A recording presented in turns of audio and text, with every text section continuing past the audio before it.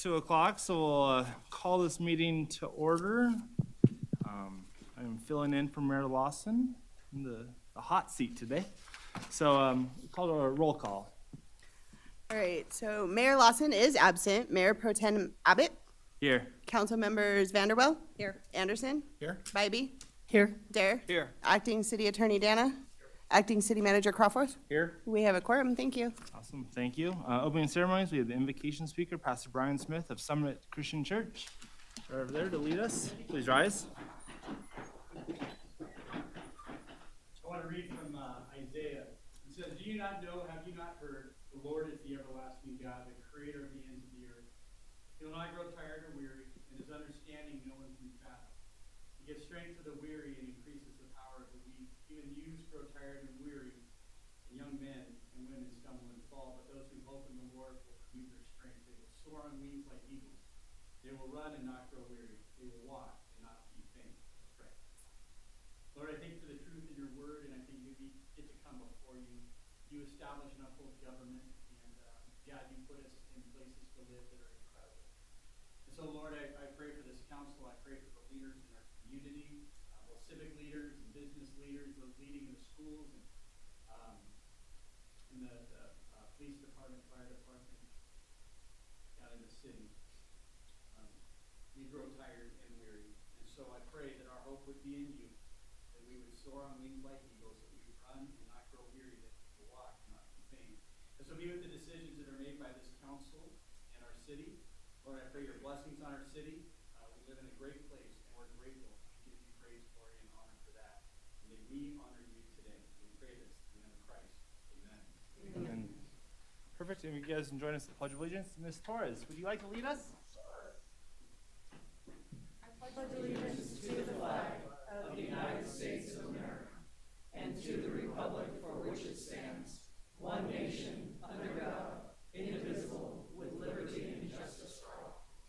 Thank you. We will move on to item 5.1, approval of the agenda. Oh, public comment. My apologies. Public comment. And so I have people next to me to help me. Miss Miss Chris Garvey, followed by Christine Johnson.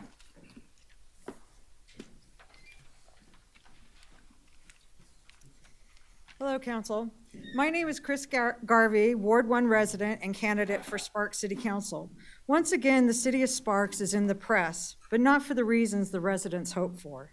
Today, the Pecan Press brought the public's attention to an Instagram video recently posted by Councilman Abbott on his Donald for Abbott Sparks account. After reviewing the video, several questions come to mind. In one portion of the video, it's obvious that it was filmed at Sparks City Hall. Did the acting city manager, Chris Crawford, know about this and approve it? Did the mayor know? Was this passed by the city attorney's office or his staff for an opinion? How about Fire Chief Walt White? Did he give his stamp of approval?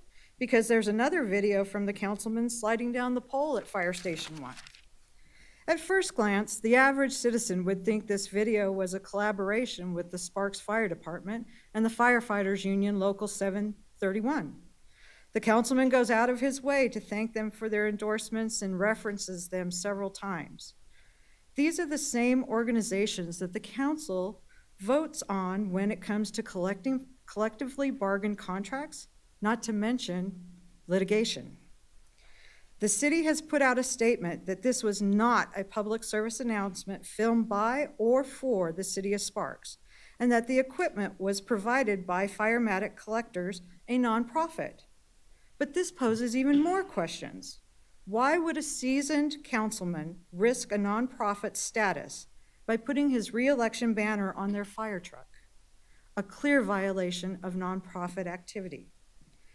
And why does the city communications department continually push Councilman Abbott in front of the camera every chance they can during his election year, especially when they have capable council and a mayor who are not up for election? It gives the impression that the city is making an endorsement.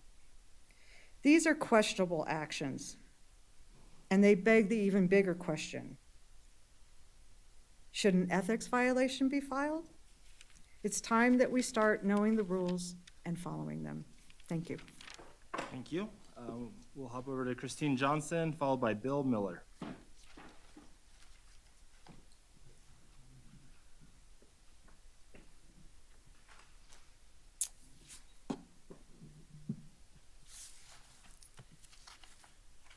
don't know if this matters or not, but, hi, thank you for allowing me to speak.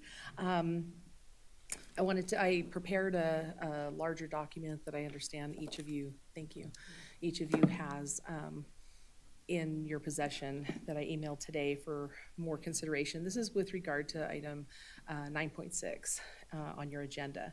So on behalf of the Sparks Heritage Museum Organization, I'm submitting the formal packet and the letter that I'm reading to you here to convey our strong belief that the building located at 306 10th Street in Sparks, which is Washoe County Assessor's Parcel Number 032-19117, be protected and preserved by any means possible based on its significant history.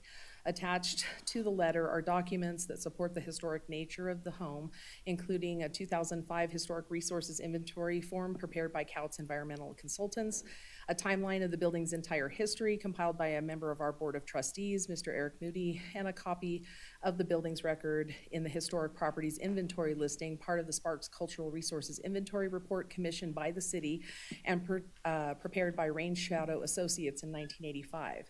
I've listed a brief summation of the building's history. The piece of information that's depicted on the screen here is actually the first page of that 1985 report for the Sparks Cultural Resources Inventory. A brief summation of the history that we provided includes the year that it was constructed back in 1914. It is quoted in the Couts report as being one of the best maintained examples of craftsman architecture in the city. It was part of the Robeson addition, which is the historic neighborhood of Sparks today.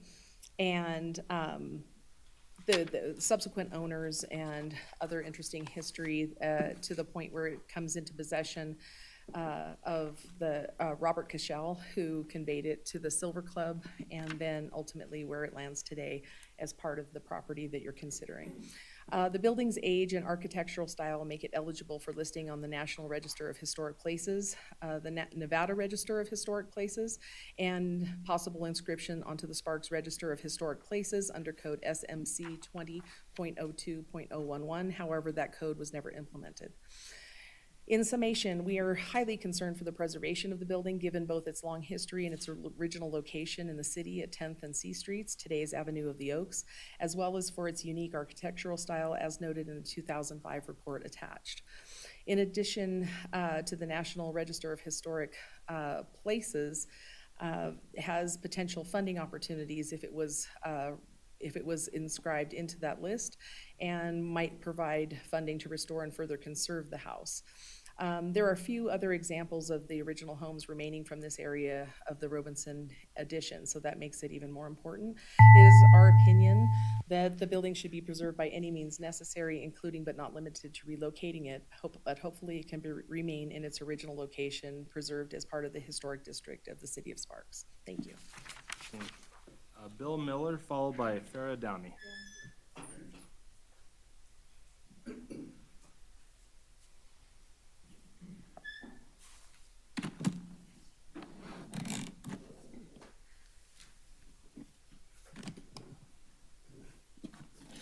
Good afternoon, Mayor Pro Tem Abbott, council members, and fellow citizens.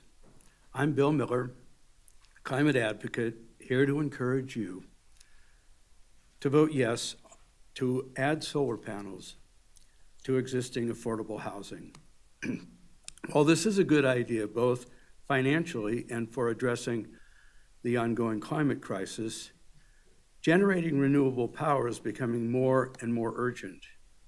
A few weeks back, the news broke that America is facing a power consumption crisis due to exponential growth in data centers, AI processing centers, many industry electrification, and ironically, industrial indoor cannabis farms.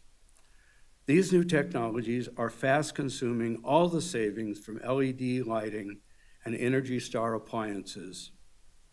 In light of this, adapting to solar panels is not only makes financial sense, it helps stave off this new threat. Thank you for your time. Thank you, sir. Farrah Downey, followed by Rich Bissett.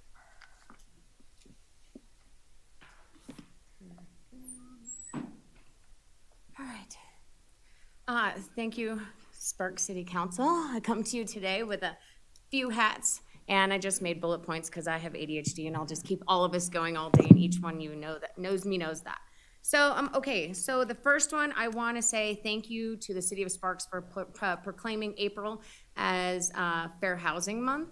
I am a board member of the Silver State Fair Housing Council, and I really appreciate that. So I'm here with Joel so that we can, and I just wanted to share my own personal gratitude.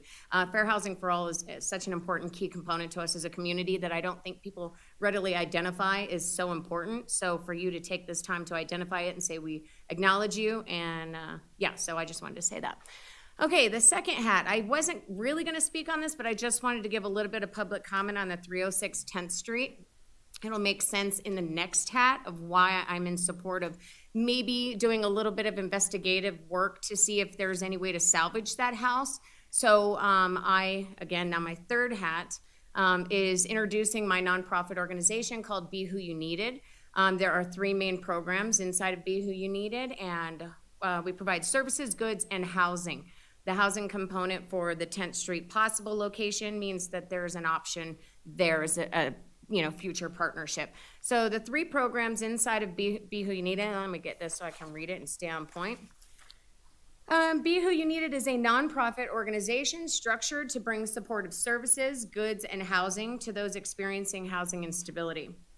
The supportive services portion of Be Who You Needed provides, it is being provided in the form of the Emergency Eviction Prevention Program. Previously, it was under a real estate consulting firm, but now our board has adopted it as now our, core program inside of the nonprofit. We're very, very happy about that. Inside of EPIN, it's a strategically developed program that intercepts housing instability through advisory and resources. The main services inside of that are eviction prevention, crisis relocation, housing navigation, and housing stabilization advisory. EPIN was started in February 1, 2021, and to date, we've had over 1,200 households that have been successfully serviced and retained, obtained, or sustained permanent housing through our advisory, and we are not a funding source. That's where our relationships in the community come out. We have 30 seconds. Okay, so now, Nan's House is the third program. Nan's House, Be Who You Needed will also birth Nan's House. Nan's House is a transitional, permanent residential style housing option for seniors who need supportive housing and a safe place to live in the interim of waiting for more affordable housing options or support from the local housing authority. We're not reinventing the wheel. We're just gonna purchase homes and get them out of the motels and the shelter. So support with EPIN and support with Nan's House. I'm just really excited to get closer with the city on that one. Thanks, guys. Ooh, look at that, 1 second. All right. Good job, Farrah. Rich Bissett, followed by Mark Markel.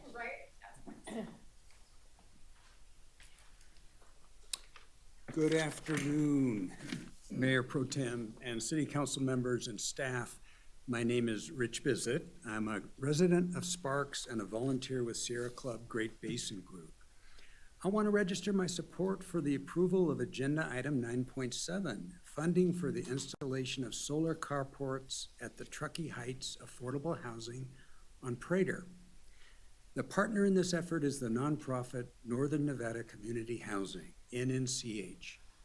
NNCH staff are true visionaries in conceptualizing and building several area apartments for lower income citizens and veterans. The solar carports, when complete, will add to the existing solar on Truckee Heights and will cover 45% of the total energy needs of the complex. The carports will also provide shade, helping to reduce temperatures in the summer. Best of all, savings from the energy generated will be passed on to the residents. Energy burden is the percent of a household's median annual income used to pay for electricity and gas bills. Low-income households have disproportionately higher energy burdens than the national median household. Solar energy is clean, whereas the energy provided by NV Energy, largely natural gas, is not. Having solar generation on site at Truckee Heights means NV Energy will be able to provide less of their energy to these apartments.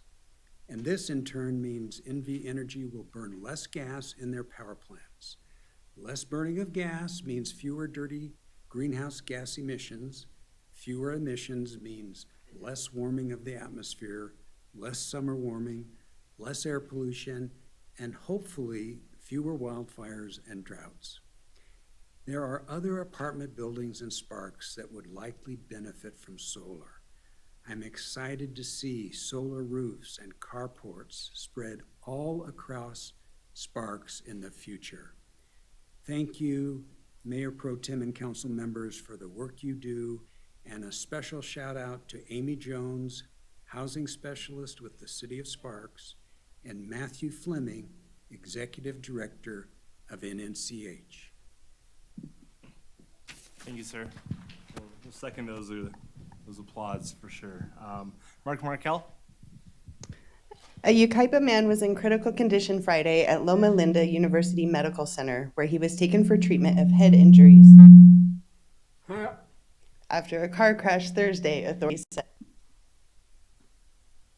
Mark Markel, 24, was thrown from a 1977 Datsun as it overturned on Live Oak Canyon Road at the eastbound Interstate 10 off-ramp at 4:30 p.m., said California Highway Patrol Officer Amber Drysdale. The driver was heading south on Live Oak Canyon Road when he lost control of the car, struck a curb, and skidded into the off-ramp. The vehicle rolled over several times and Mark Markel, Drysdale said.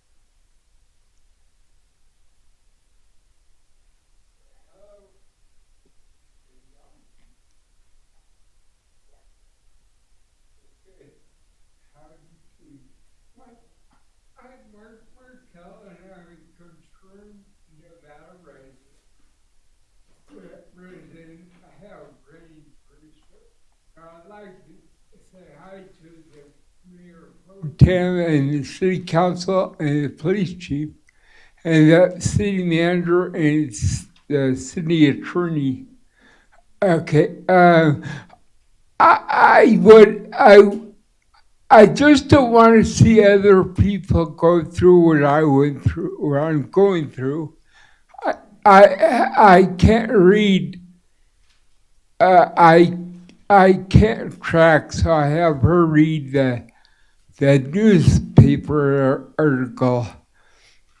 Anyways, you people need to not drive with drunk drivers.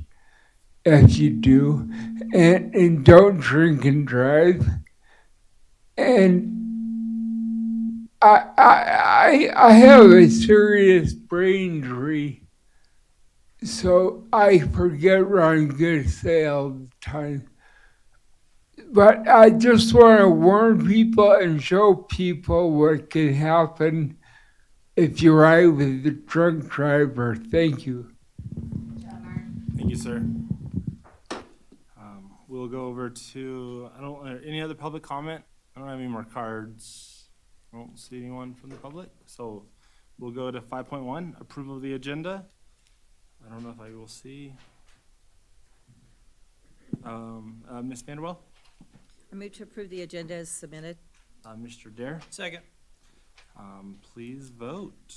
I'm waiting on me. Awesome. Looks like it approves unanimously.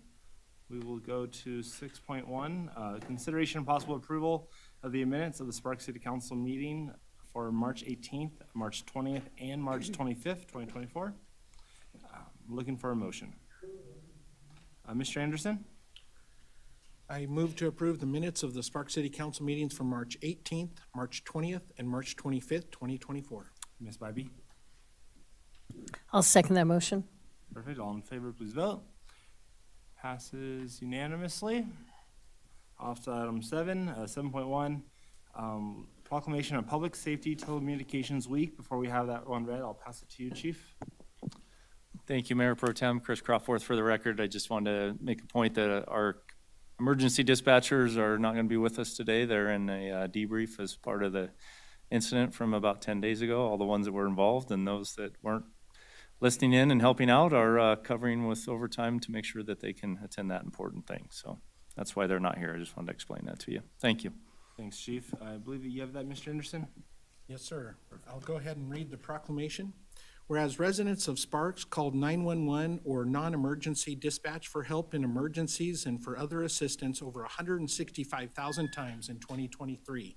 And whereas our emergency communications dispatchers are the first contact for a person in crisis and are knowledgeable, highly trained employees who work closely with police, fire, emergency medical personnel to gather vital information and dispatch public safety assistance, often making the difference between life and death.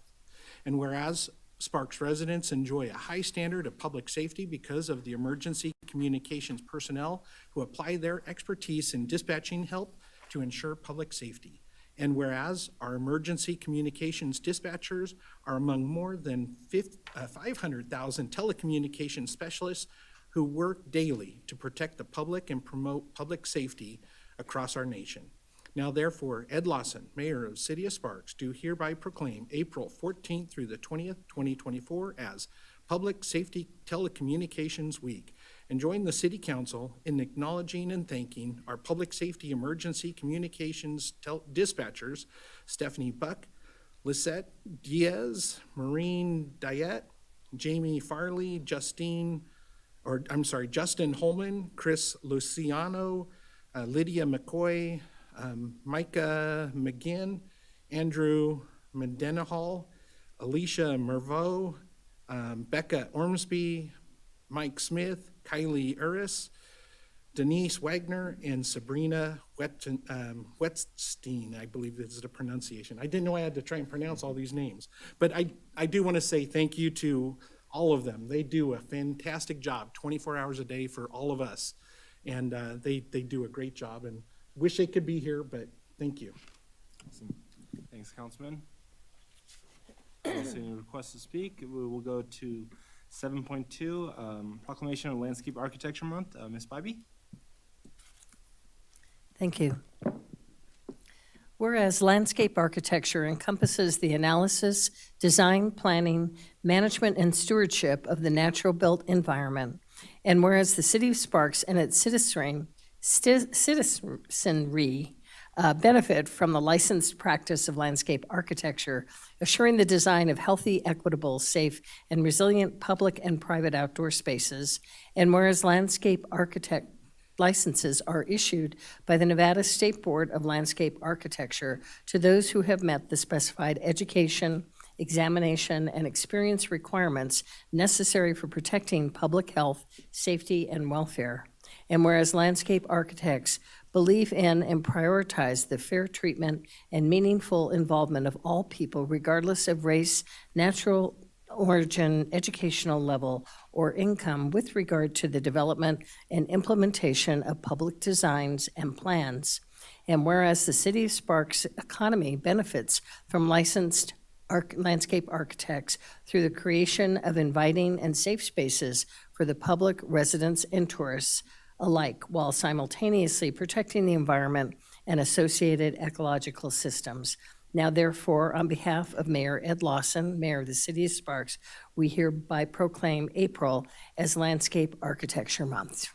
Do we have anyone here to accept? Yes, we do. Perfect. Yeah, come on down if you want to say a few words.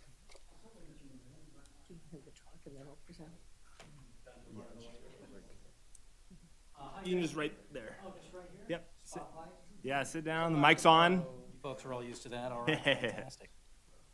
Just state your name for the record too, please. Hi, good afternoon. My name is David Hewitt. I'm a registered landscape architect in the state of Nevada. Thank you all very much for your time and consideration on this. Landscape architecture is one of those kind of hidden professions that not many people know about. But essentially, it's the design and construction of just about everything that's not a building. We work hand in hand with engineers, with architects, with planners, with city staff, with city council to kind of create economic and just aesthetically pleasing spaces and places to be for the health, safety, and welfare of the citizens of Nevada and the United States. Thank you again very much. Probably not any questions, right? I don't see any, but I know Ms. Spivey will take a photo with you. Wonderful. Thank you very much, Thanks, sir. David.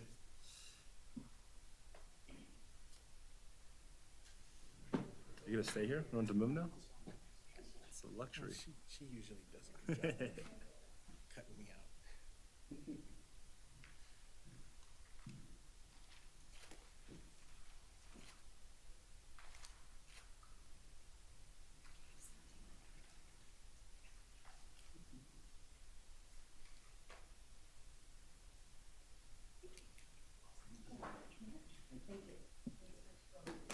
Thank you. Thanks for coming down today, David. We have a proclamation for Fair Housing Month. Ms. Vanderwell, I believe. And is there's anyone to accept this, I believe. Perfect, yeah. If you want to come down, you are welcome to. I should have done that last time, but I'm still figuring this out today. Go ahead, Ms. Vanderwell. Thank you. Thank you, Mayor Pro Tem and members of the City Council. Can we have, we'll have Ms. Vanderbilt read it real quick? Oh, And sorry. then I'll let Thought we were gonna do you it. say everything. You're good. Sorry. It's quite all right. Whereas April 2024 marks the 56th anniversary of the Title 13 of the Civil Rights of 1968, known as the Civil Rights Fair Housing Act. And whereas the Civil Rights Fair Housing Act provides equal housing opportunity for all Americans, regardless of race, color, religion, sex, or national origin, as well as to ensure fair practices in the sale, rental, and financing of real property. And whereas the Fair Housing Amendments Act of 1988 strengthened enforcement procedures and added new rights, remedies, and penalties for violations of the Civil Rights Fair Housing Act. And whereas the Fair Housing Amendments Act seeks to provide equal housing opportunities to affirmatively expand housing choices, to eliminate legal barriers to equal housing, and to emphasize equal housing as a fundamental human right for all. And whereas individuals in the city of Sparks have the right to choose where to live without discrimination based on race, color, religion, age, sex, disability, gender identity, familial status, or national origin. And whereas the city of Sparks fully supports the intent and purpose of the Civil Rights Fair Housing Act, Fair Housing Amendments Act, and the state and local fair housing laws, and follows policies and practices to achieve the goals of these laws. Now, therefore, I, Ed Lawson, Mayor of the City of Sparks, Nevada, do hereby proclaim April 2024 as Fair Housing Month. Thanks, Councilwoman. Now, the floor is yours. Okay, thank you. So again, thank you to the Mayor Pro Tem and the City Council for allowing me this opportunity to speak. My name is Joel Lindsay. I am the Director of Programs with Silver State Fair Housing Council. And with me here is Farah Downey, who is our current Board Secretary. Silver State Fair Housing Council, we're a nonprofit agency whose mission is to ensure equal housing for all residents of Nevada. Silver State Fair Housing Council has a long-standing productive relationship with the City of Sparks, providing fair housing awareness and advocacy to city residents and housing providers. On behalf of the board and staff of Silver State Fair Housing Council, thank you for your support and continuing efforts to affirmatively further fair housing in Sparks. We believe that equal housing opportunity allows us to break down barriers in the community and relate to each other as neighbors and individuals. And I would also want to acknowledge the working relationship that we have with Amy Jones and Casey Chawla as well. Thank you. Joel, Farah, do you want to? No, Wanna add I on? just wanted to be here and support Joel. I'm really, really grateful for you guys taking the initiative to proclaim it, because, you know, it's nice to take a picture and stuff, but housing for all is important. We see it every single day. That's what God has me doing. God is good. Fair housing, having people like yourselves up there on that dais that's taking it seriously is important to me. And now I am a resident of Sparks, so I take it, you know, I moved from West Sparks, you know, so now I'm over here and I'm really grateful to have you guys representing us and, you know, doing this for not just us, but generations to come. So thank you, every single one of you. Appreciate it.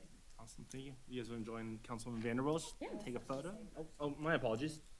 Ms. Vanderwell. So, Sorry, I didn't I want to see say that. thank you for bringing this forward. I have over 35 years in housing, so I live this every day, and I advocate housing for all. And so I want to thank you for what you're out there doing. Thank you. Thank you, Council. I don't see anyone else, so photo op. Well, you know, you didn't take a picture, write it down. Okay. Right? I'm not used to looking in there.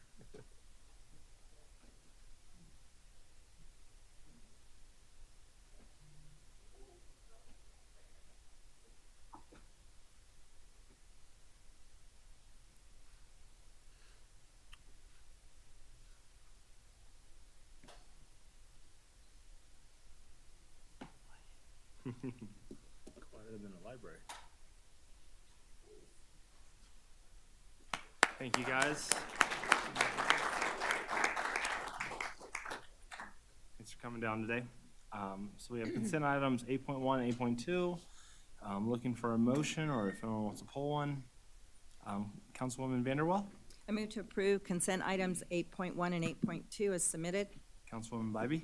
I'll second that motion. Motion and second. All in favor, please vote. Motion passed unanimously. 9.1, consideration, discussion, and possible approval of the mayor's appointments to the Sparks Art and Cultural Advisory Committee from the following pool of applicants, listed in alphabetical order: Stephanie Gibson, Jessica McCarron, Melissa Nordine, Clyde Takahashi.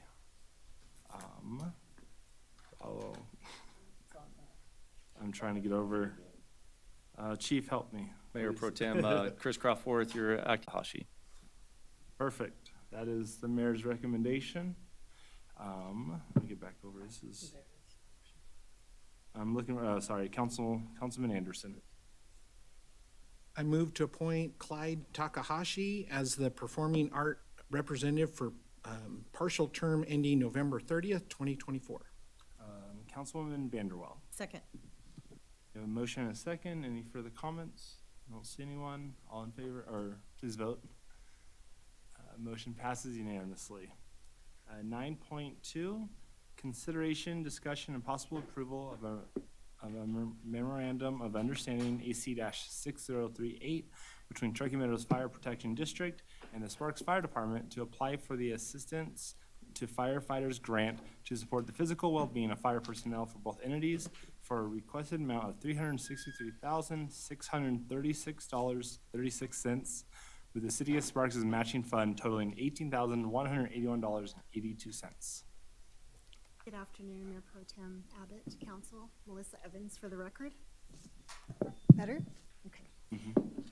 The agenda item we have for you today is a request to approve a memorandum of understanding between Truckee Meadows Fire Protection District and the Sparks Fire Department. This is a collaboration to apply for the Assistance to Firefighters Grant through the Federal Emergency Management Agency. This is an effort to support the physical well-being of personnel for both entities. The regional application request would be $363,636.36, with matching funds totaling $36,363.64. And the City of Sparks portion would be half of that, $18,181.82. The intent is to bring both organizations up to compliance with the National Fire Protection Standard 1583, which is the development, implementation, and management of a health-related fitness program to reduce injuries, as well as reduce workers' compensation costs and lost time for our fire personnel. This has come up before, so it's worth noting that this is a last and final type of funding. FEMA requires that we don't have this in our budget, so if this does not get approved, we would not have money in our budget for that. And with that, if there are further questions, I'm happy to answer them. I'll turn it over to Chief White. Sure. You know, we think this is a very important grant for us to submit to, and we genuinely appreciate the collaboration with the Truckee Meadows Fire Protection District on this. And for the record, You need to turn it on, Chief. Green's perfect. okay. For the record, Walt White, Fire Chief, City of Sparks. And, you know, it's tough to say that you advocate for firefighter health and wellness without taking some purposeful actions to kind of demonstrate that. That's why we feel that it's important that we move forward with this. We did have a fitness coordinator come in and assist during our academy. And we did, during that trial run, we saw an average increase of 22.8% in overall fitness level of our recruits.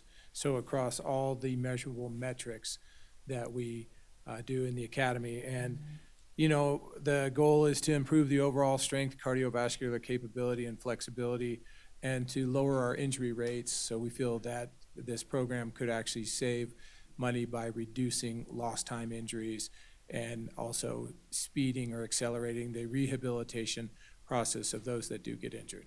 So appreciate your consideration. Chief, Councilman Dare?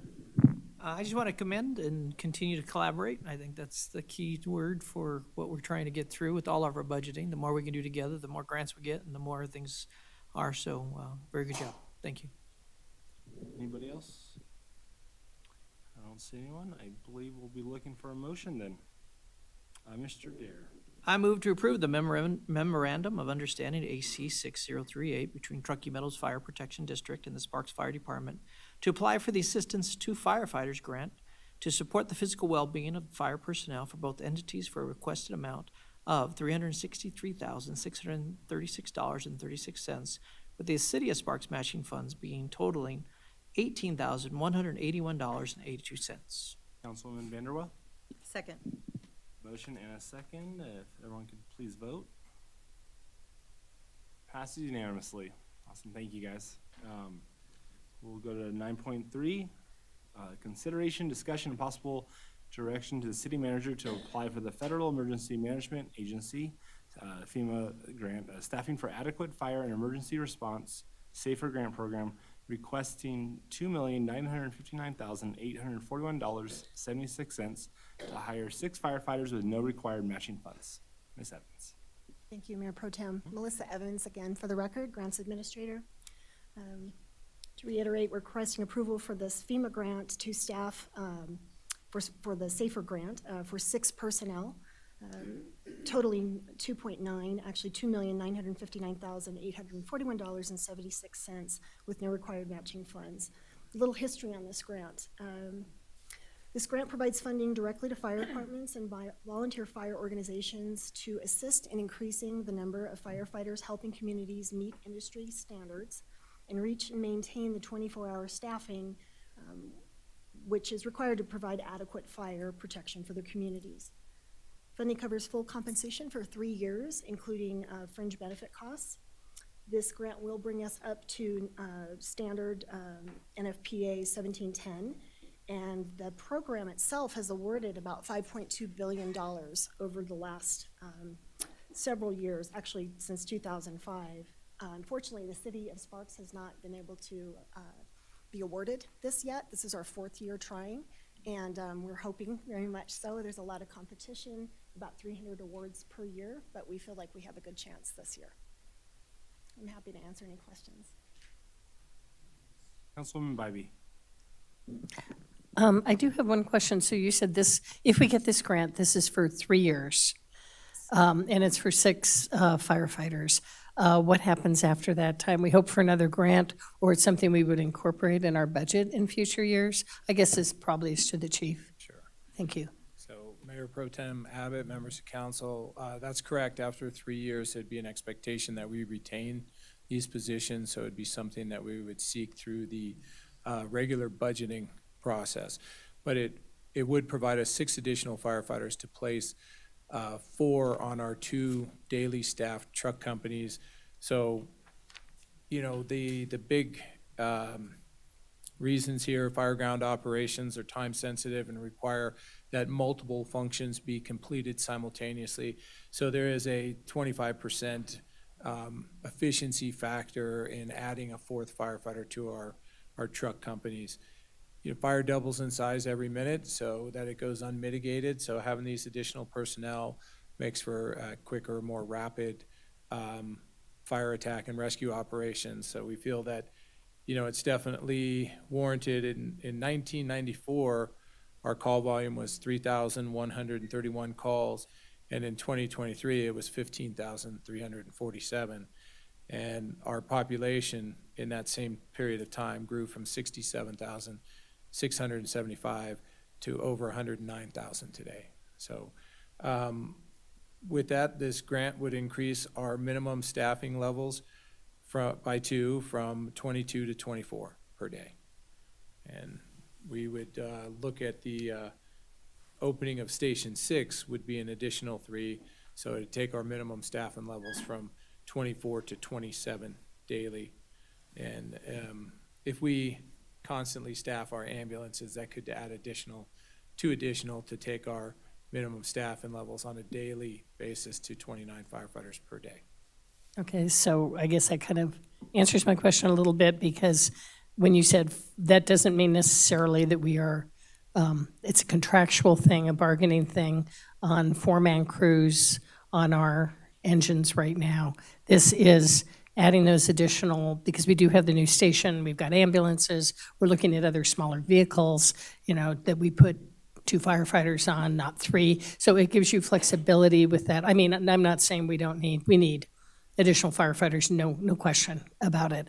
But it gives you that flexibility of how you would utilize that manpower. And then obviously in the contractual, when you're working contractually with the firefighters and the firefighters union on how that works with everything from the ambulance to other trucks to the engines themselves. I mean, am I interpreting that right?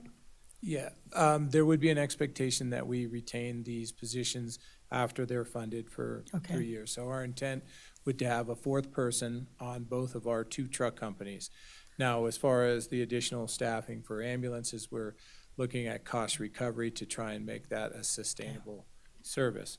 But yes, there would be an expectation that the city would after a 3-year period of funding, incorporate into our budget the longer term funding of this position. So it's a 3-year benefit from the federal government, and hopefully something we can plan for to be the long-term appropriate staffing level for the city. Okay, so we'll stay optimistic that we're going to get it, because we are overdue. We're way overdue. So thank you, and thank you for your work, Mel. Absolutely, thank you. Councilwoman Vanderbilt? Thanks. It's for Miss Evans. So you stated that there's 300 awards per year. Yes. About that. How many apply? I think we're up into the thousands. It's extremely thousands? competitive. Okay, Yeah. and then just a follow-up, can anybody that has received it before receive it again? To my knowledge, yes. Okay. It's not typically done. They do post all of the awards online, and we do, Deputy Chief Jacobus and I have done a lot of research to look and see who has been awarded before. So they do try to spread it out, but I don't believe I've seen that in the notice of funding opportunity, that it's it's going to keep you from getting the grant if you've gotten it recently, but I do know they try really hard to spread it out. Okay, good. I just wanted to Yeah. make sure, since we're going 4th year in a row, that we don't have any duplicate, that somebody else is getting it more than once. Okay, No, I haven't seen that happen. Okay, terrific. Thank you. Councilman Dare? Yeah, I think the importance of seeing this through, and I'm truly hopeful, and I've heard some of the same things that Ms. Vanderwall said, is that a little bit out of DC, that there's talk of potentially not giving it to people who've had it before. So that does give us potentials push. But I like that we'll set ourselves up with the new city manager coming and the work we do and all that happens to see us have the best robust potential for whatever's out there. 3 years from now, we can make bigger decisions and know where we need to be. We'll know where we're at with the ambulance, some of the regionalization conversation and all that. So I think this is really wise to see. I mean, obviously there's been some conversation about our larger trucks needing that 4th person. And so that's something that we can continue to see what that looks like. But I just say that I think as many things as we can find that give us all the roads we can go down, especially ones that we don't have to right now pay for, I think that's fantastic. So thank you. I think it's a great step in the right direction, getting the 4-man staffing on our trucks. It would be, ladder 51 and truck 11, correct, Chief? That's correct. And so assuming we pass this today, when would we find out if we are awarded some monies? The due date is the 12th, and so we'll hit the go button as soon as we get the okay to do that, and then it'll be several months, usually into the fall or winter, before we know for sure. Sometimes, is it the FG that's in August, or is it the safer there? It's between like September and November. They kind of do it when they want to do it. Got you. They do award them in phases, so, you know, that's when no news is not, as long as it's not bad news, it's still good news. We could be considered in like 3 different phases of funding. Okay. Thanks, Chief. Administrator, or Councilman Anderson. Yeah, thank you for bringing this to us, and hopefully this is our round. Yeah, my concern has been trying to get a 4-man crew on our aerial equipment. That one, to me, it seems like that is a place where we could add a great level of safety, security, as well as a quicker response. So I appreciate you working on that. I do have a question on lessons learned from the past attempts where we were not awarded anything. What kind of research was done to help us increase the likelihood of us passing this time?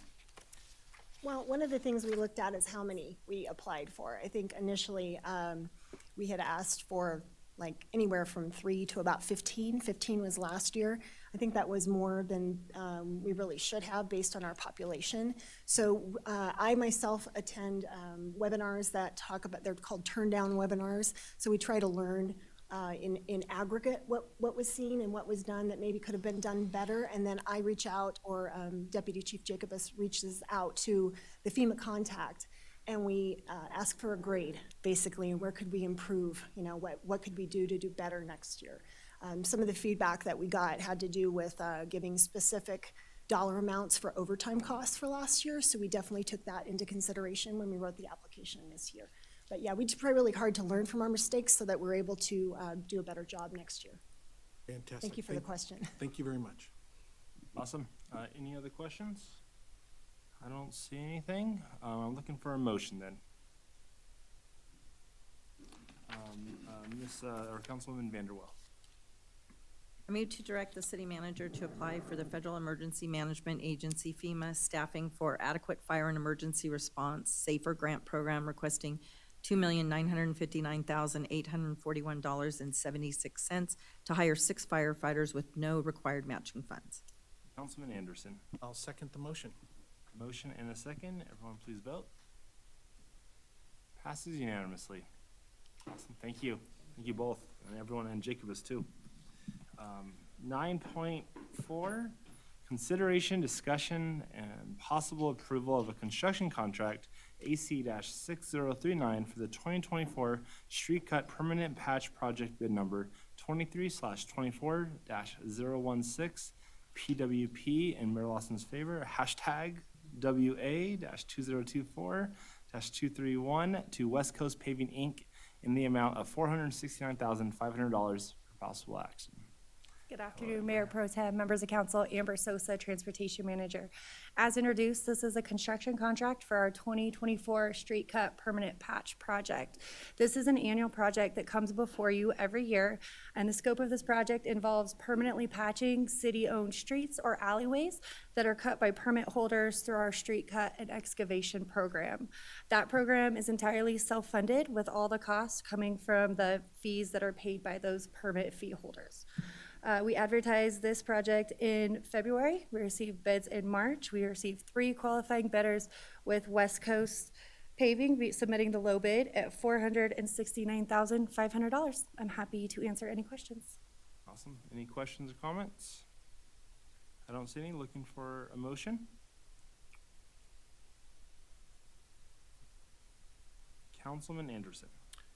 I move to approve construction contract AC 6039 for the 2024 street cut permanent patch project bid number 23-24-016 PWP WA-2024-231 to West Coast Paving Inc. in the amount of $469,500. Councilman Dare. Second. We have a motion and a second. All in favor, or everyone please vote. Passes unanimously. Thank you. And then item 9.5, consideration, discussion, and possible approval of a construction contract AC-6040 in the amount of $1,354,007.00 with Sierra Nevada Construction, Inc.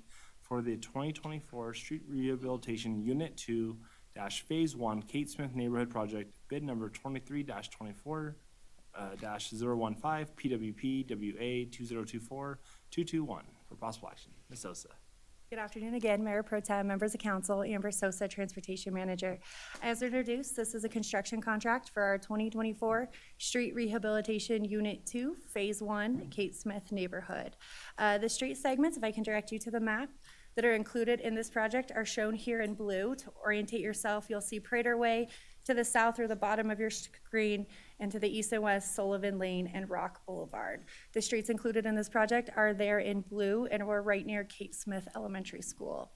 The project scope for this is to completely rehabilitate the roadway section, as well as replace any deteriorated curb, gutter, sidewalk, and driveways within the area. This project was prioritized through the city's pavement management system and outlined in the 5-year program of projects.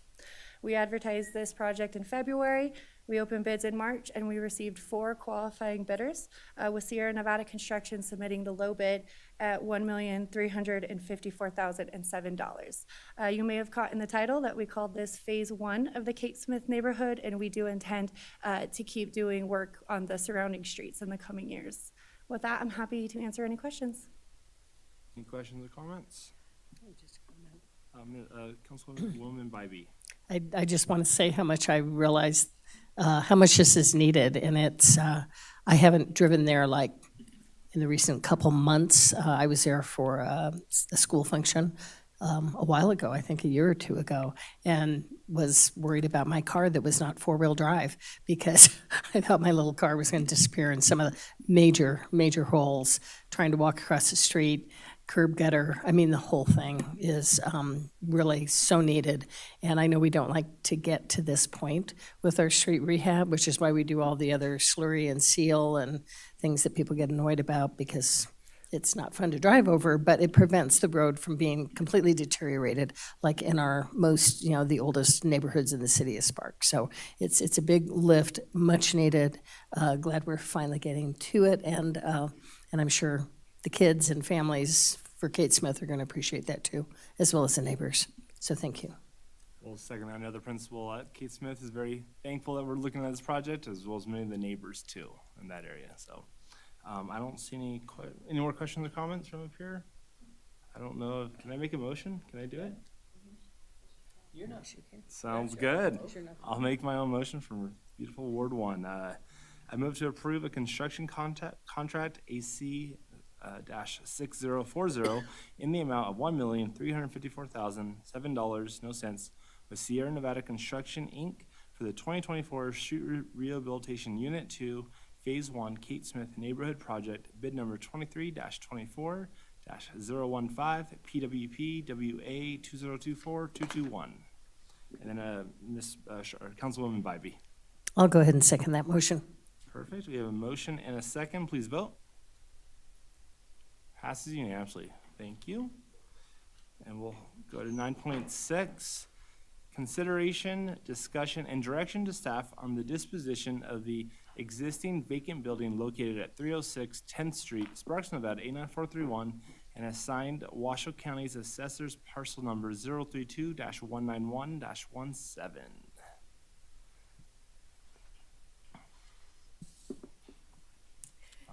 Good afternoon, Mayor Pro Tem Abbott and members of council.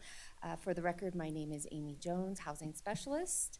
At the March 18th, 2024 City Council meeting, council approved the purchase and sale agreement for the purchase of the parcel located at 306 10th Street. Staff is requesting council direction on the disposition of the vacant building located on the parcel. The 306 10th Street parcel is located at the corner of 10th Street and Avenue of the Oaks. It is just under an acre in size. The majority of the parcel is paved with asphalt. However, there is a existing building located at the southwest corner, and this faces C Street. According to the Nevada State Historic Preservation Office historic inventory form that was completed in August of 2005, the building was built between the years of 1912 and 1925. The Washoe County Assessor's Office lists the construction date as 1913. It was initially used as a single-family residence and was converted into commercial office space sometime prior to 2005 and was used for the Human Resource Office for the Silver Club. It is 1,628 square feet in size and is listed as 1 1/2 stories. There are 3 bedrooms, 1 bath. There's also an unfinished basement of approximately 1,209 square feet, which includes a 1-car garage. According to a survey commissioned by the City of Sparks in 2006, the building was listed in good condition despite its modification to be used as commercial space, and the home has maintained its historical integrity.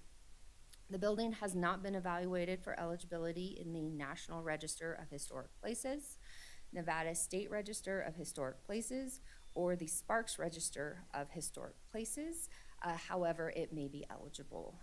I do have a few more slides of photos of the building, and this is just the exterior. This one here is looking at the north side of the building. This is also the north-facing side of the building. A new roof was installed in 2013, and an iron fence was installed in 2018 around the perimeter of that parking lot. This is looking at the back or the east-facing side of the building. This is the south side, which is also the access point to the garage. And then just one last photo here, a closer look at that entry to the garage. Staff is requesting direction on the next steps as to the disposition of the building. As you will recall, the Home Means Nevada initiative funds restrict the land for the development of affordable housing, serving households earning 60% or below the area median income. Possible direction may include rehabilitation. Rehabilitation would require refurbishing the building to meet American with Disability Act or ADA requirements, as well as building code requirements. Building staff has estimated $300,000 of improvements would be needed. Should council direct staff to rehabilitate the property, the request for proposals for the development of the affordable housing on the site could also include incorporating the building into the project and have the cost of the improvements be the responsibility of the selected developer. Or council may direct staff to identify possible funding sources, federal and or state, that may be used to rehabilitate the building so it does meet the current ADA and code requirements. Council may also direct staff to parcel the building off from the remaining property. Under this scenario, the structure would be located on a separate adjacent parcel from the affordable housing development. It could be donated to a nonprofit and may be used as an alternative housing option. Again, it would be required to meet ADA and building code requirements. Relocation. Should council want to preserve the home but does not wish to rehabilitate the building, another option would be to relocate the structure. Under this scenario, once moved, the use would no longer be restricted to affordable housing, as that affordable housing restriction remains with the land. Council could direct staff to identify partners in the region and investigate the option further and come back to council with an update on the relocation options. Or council could direct staff to develop a request for proposals to solicit individuals or organizations that would be interested in relocating the home. Demolish. If the council does not want to preserve the building, it could be demolished. Council may direct staff to include the demolition of the request for proposals of the development of affordable housing on the site, have the cost of the demolition be included and be the responsibility of the selected developer, or council could direct staff to utilize City of Sparks funds to hire a contractor to demolish the building. Staff is seeking direction from council as how to proceed with this building. And that concludes my presentation, and I'm happy to answer any questions. Councilwoman Vanderwall. Thank you. Ms. Jones. So, quick question. If we parcel it off, will it still fall under the requirements of the funds that we receive from the state? That is correct. So it will still be on the land that was purchased with Needs Nevada Initiative funds, so it would still have that affordable housing requirement. Okay, thank you. Councilman Dare?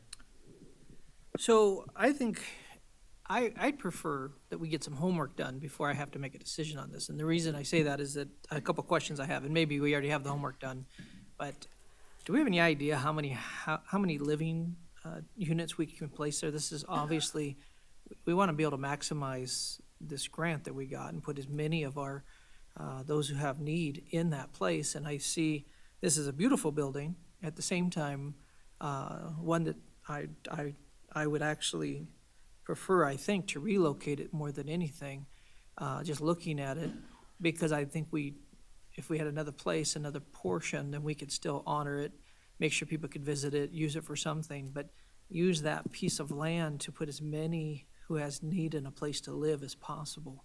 Now, with that said, if it doesn't seem to really hurt, which I think it would, it seems like it's a pretty wide, large building. I think it'd take up, I can imagine cutting down the parking, cutting down pieces. I think we lose a lot of potential to help people by keeping that. And I think there's might be a balance where we get both, where we can help as many as we can by utilizing that land, but also moving that to a place that could give it honor and take care of it and still make sure we're keeping the history of Sparks. So that would be the balanced approach I'd love to see, but I don't know if we know enough yet to how to do that.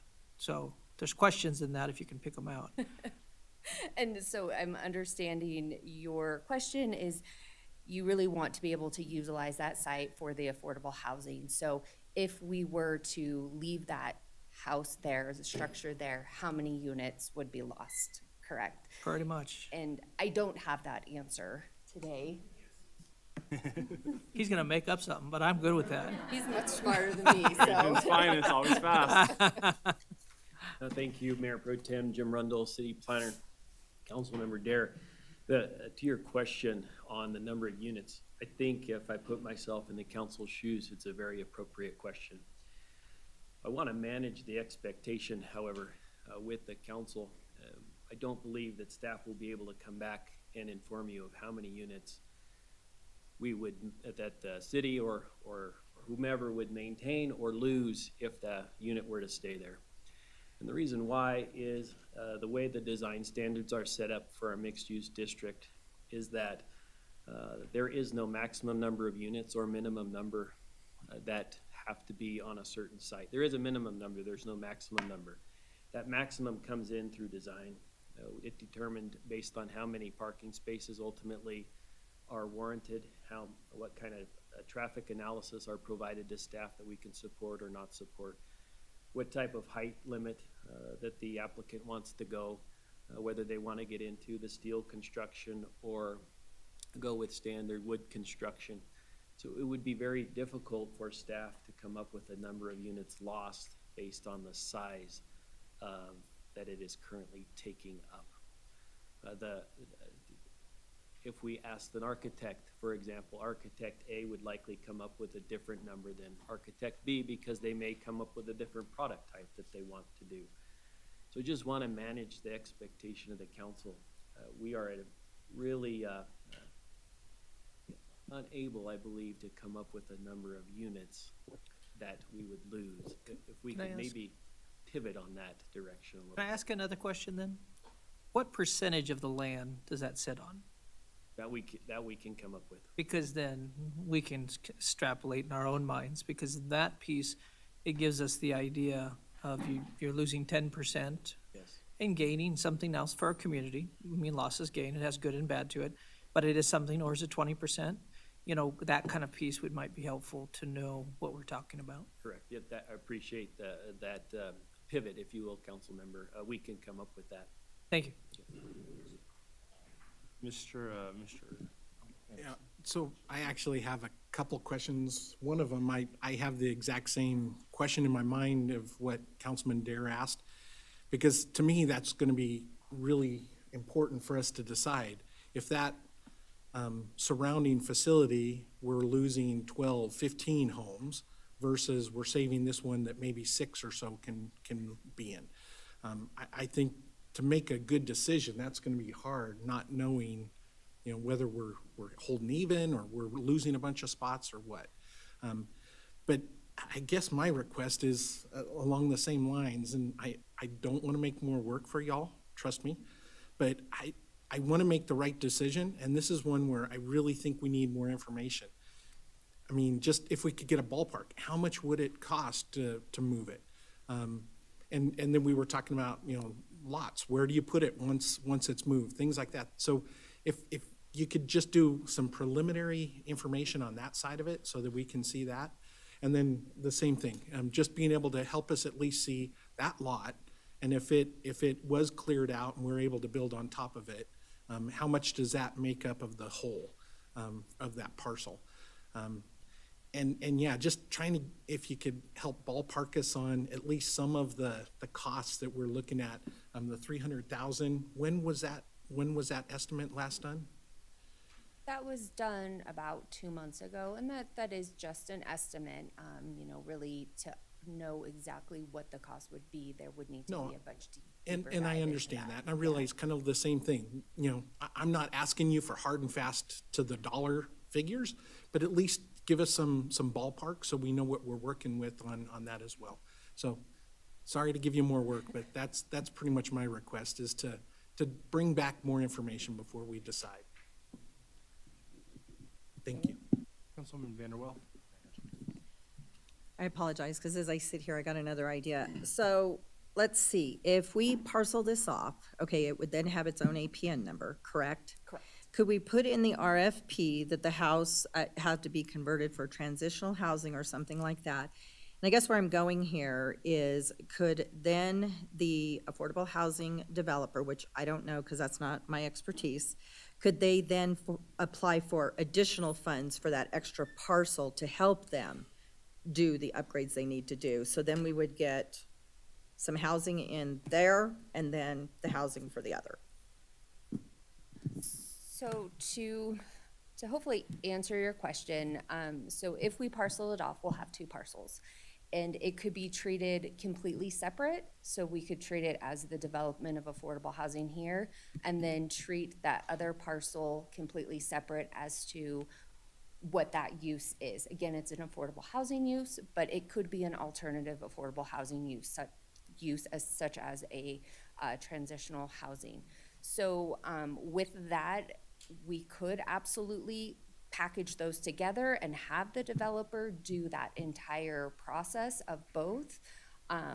Or it may be more beneficial to keep that separate and have the donation of the separate parcel and the structure separate. And then there could be, we could look at funding sources for that. And did I answer that? Okay, you're welcome. Councilwoman Bybee. Okay, thank you. Yeah, I mean, it's hard now because we don't have information on so many things. The cost to relocate, definitely for me, I don't want to see it demolished. I mean, that's so far down on my list. The integrity of that home, the craftsmanship, the history that goes with that, and really looking at the historical significance of that, which hasn't really been fully tapped, because that's another piece over here of the historical designation, the registries, and then grants and organizations and individuals and foundations who love investing and preserving, and as far as money and refurbishing and use of that, I see a lot of potential for that, whether it's on that site. I don't know, I guess we don't know how much it would cost to relocate. Do we have a parcel for that? Those are all, again, question mark on possible moving it. I want to see it preserved, however we can do that. If we kept it and parceled it, as Councilwoman Vanderwell said, into the 2 parcels and had the 2 options on both pieces of property, could it incorporate into, some other alternative type of use possibilities there for, someone mentioned Nan's house. There were a couple a couple in public comment that talked about potential for some, and it's not huge, how many people could it house? Is Nance House and some senior housing option for that, for the house itself that might complement or make sense because it's right next to the affordable housing piece. So I think that's kind of where I am. I want to see it preserved. I'm open to whether we move it, but what the cost would be to do that and refurbishing it and really looking for some other potential uses for it. I mean, you could always, if we got it moved and it was historical significance and you see a lot of homes in other, in other communities that become attorneys' offices or private office space or really cool, boutiques or a lot of uses for older properties because of their character. So that, the retail commercial type thing would be obviously very different than if we were looking at it as housing. I love the thought that we could do something under the housing umbrella, but I think we need a lot of questions answered before we can really make a decision. But my direction would be to pursue and get some more information on those two fronts, and I guess maybe how much it costs to demolish. Let's compare that. Let's look at. It's not what I want, but I'm only one of 5, so what that cost would be, but the cost, I think, for the historical significance of that building and the potential to possibly use it for a really positive thing to augment what we're doing. So we don't know on the other parcel, because we don't have an RFP, what is our goal? We have no goal or idea how many units that a developer coming in for the rest of the parcel, what our goal is for a number of units. I thought I saw units at some point. What are you anticipating for, not the house, but the rest of the parcel? I know you guys, we broke ground on it and you're working with them. Do we know, or not until an RFP goes out and shows design and shows what they're building it of? Is that how we will determine, or do we have an idea how many units we're hoping? Mayor Pro Tem, through you, Jim Rundle, City Planner, Council Member Bybee, are you referring to the parcel on I Street that we also purchased with Homings Nevada Initiative? No, to the rest of this parcel. The rest of this parcel, we have not identified how many units Okay. we think that could be. We did to the other one, but this one has not been identified on potential number of units we could. We estimated, I made an estimate based on some design standards in our municipal code and the size of the parcel on I Street that we could yield about 10 to 12 units, which is similar to what you're going to see at the Reno, or as Mayor was here, Regional Housing Authority over in proximity to the parcel we're talking about today. That's about 10 to 12 units that you'll see over there. The size of the parcel, again, ends up limiting the number of units because you have to have available parking and you have to have some amenities in those. The size of this parcel at nearly an acre and the opportunity to go multi-story inhibits staff from being able to put that together. We're not in the line of doing the fiscal components, a business plan, if you will, where we would know the costs associated and what number of units a developer would need to offset their costs, and taking into account but getting the land at the price essentially free. So that is a very difficult component for us, but based on the discussion of the council and Mayor Pro Tem, you haven't spoken yet, but there's a motion in there, it seems like, of directing the city manager to investigate the cost of relocating the structure, and as well as identifying potential the viability of having it remain on the property, with a small component of the cost of demoing it. And fiscally, we can come up with that cost, but that's where we would limit it. The historic component, we couldn't provide you context on that. And Council Member Bybee, I did share in my last presentation, the Deco, which is just south of this parcel, same size, has 209 units. And then Square One, which is just west, has 100 units. So it will vary, but just to give you some perspective. Crawford? Sure, Chris Crawford, acting city manager for the record. I think what I'm hearing from all of you folks and my probably recommendation request from you folks is that it sounds like you want to hear all the options and what they look at. So I think at best right now, I would ask that maybe we table this motion and bring it back to you with more information with all 4 options. But I'll leave that up to you. And Yep. And I'll provide 2 cents. I definitely do not want to see this demolished, and definitely a thank you to Ms. Johnson over there for putting all this information together on the history of this building. It's secondary, I think, moving it, but I'd rather us save it and incorporate it in some capacity. I like the idea of us, maybe if we're able to split it off into 2 parcels, or maybe we can at least talk about the idea of splitting it up, seeing what interest there is. Ms. Evans does a great job of finding grants for things. I don't know if there's a role there. But yeah, that's, so I think. Mayor Pro Tem. Yeah. Awkward position for me to be in, but I'm concerned about tabling the item.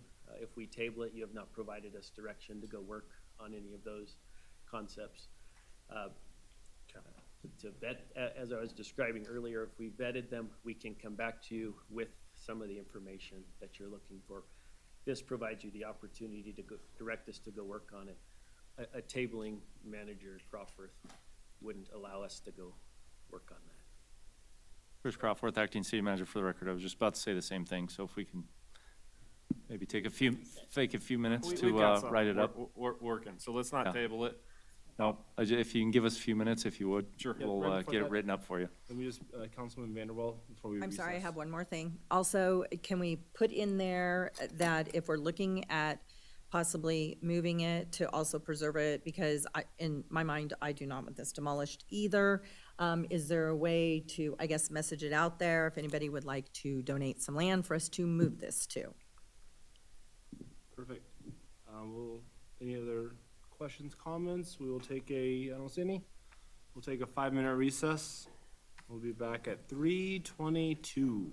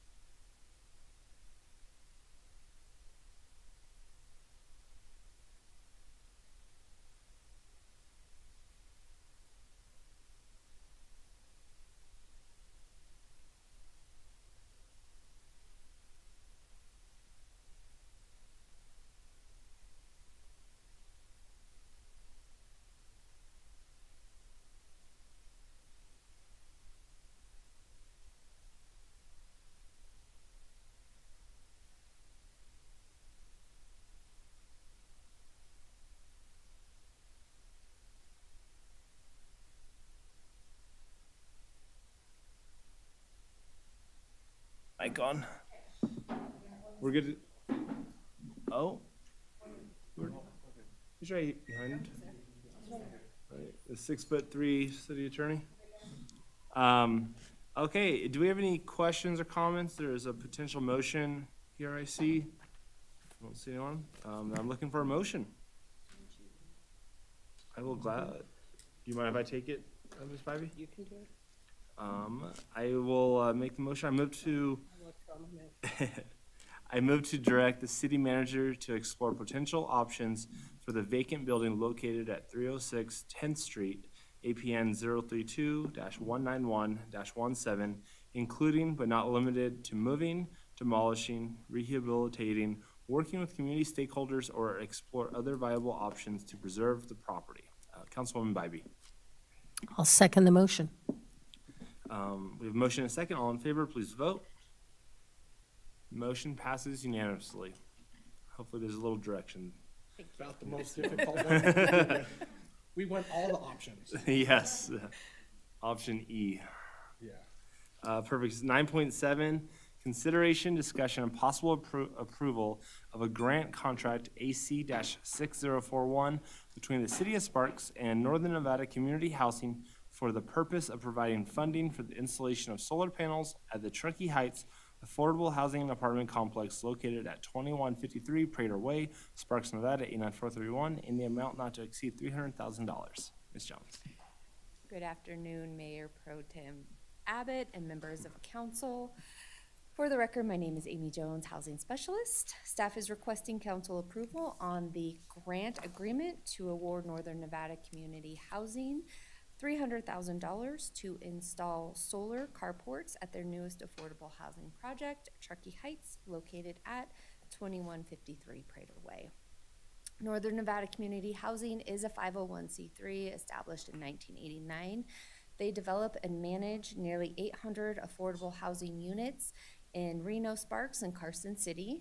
Their complexes in the city of Sparks include Sierra Cove, Maple Leaves, C Street Apartments, Aspen Village, and Aspen Haven. Truckee Heights opened in August of 2023 and includes 40 1- and 2-bedroom units, serving individuals and families earning 60% or below the area median income, with 8 units set aside to serve veterans earning 30% or below the area median income with supportive services. Northern Nevada Community Housing offers a veterans preference at all of their properties. Truckee Heights residents benefit from free high-speed internet, balconies, storage, barbecue and picnic facilities, play equipment, recreation area, community area, and 24-hour secured access. The project was included in the conceptual spending plan of the city's allocation of ARPA funds, and the grant agreement is made possible by those funds. Total award is $300,000 for the purchase and installation of solar carports. Northern Nevada Community Housing will provide a financial report and a presentation to council upon the completion of the project. The total project cost is $479,036, and Northern Nevada Community Housing will be contributing $179,036 of their own funding for the project. Northern Nevada Community Housing submitted the project for an administrative review and was approved by city staff on March 12th, 2024.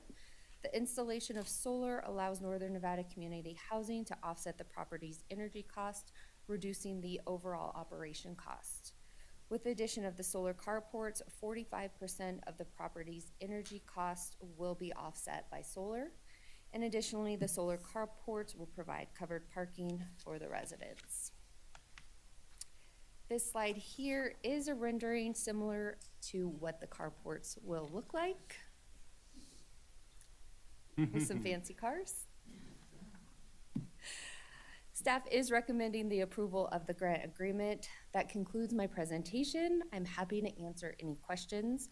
Matt Fleming, the Executive Director of Northern Nevada Community Housing, is also here should you have questions of him.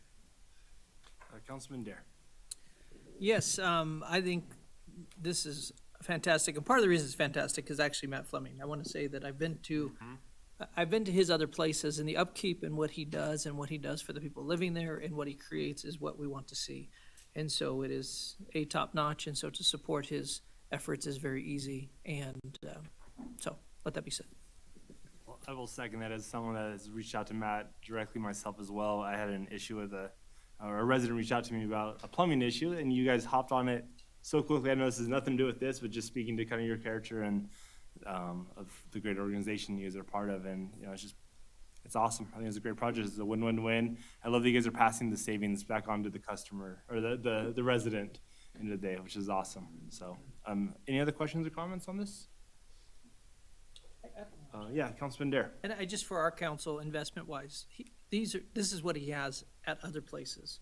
And so this is not something new to him either. It's actually part of the whole package that makes it all work, is he's using all of the different pieces. And so do know that this isn't a new toy for him. This is something that he's used to using. Thank you. Perfect. I don't see any questions or comments from anyone. Looks like another Ward 1 motion today. Rock on, brother. I move to approve the grant contract AC-6041 between the City of Sparks and Northern Nevada Community Housing for the purpose of providing funding for the installation of solar at the Truckee Heights Affordable Housing Complex located at 2153 Prater Way, Sparks, Nevada, 89431, in the amount not to exceed $300,000. Councilman Dare. Second. We have a motion and a second. Please vote. All in favor? Passes unanimously. Thank you.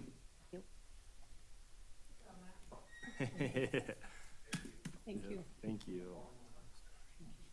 At 9.8, consideration and discussion and possible approval of an agreement AC-6042 between the City of Sparks, City of Reno, Corolla Engineers, Inc., for engineering services for the filtration process granular media filter improvement project at the Truckee Meadows Water Reclamation Facility in the amount of $1,049,517, with Sparks' share being $329,233.48. Mr. Minster.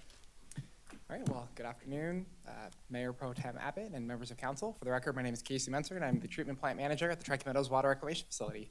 So the item before you is a three-party agreement between the City of Sparks, the City of Reno, and Corolla Engineers to look at designing and identifying improvements for our filtration process out of the treatment plant.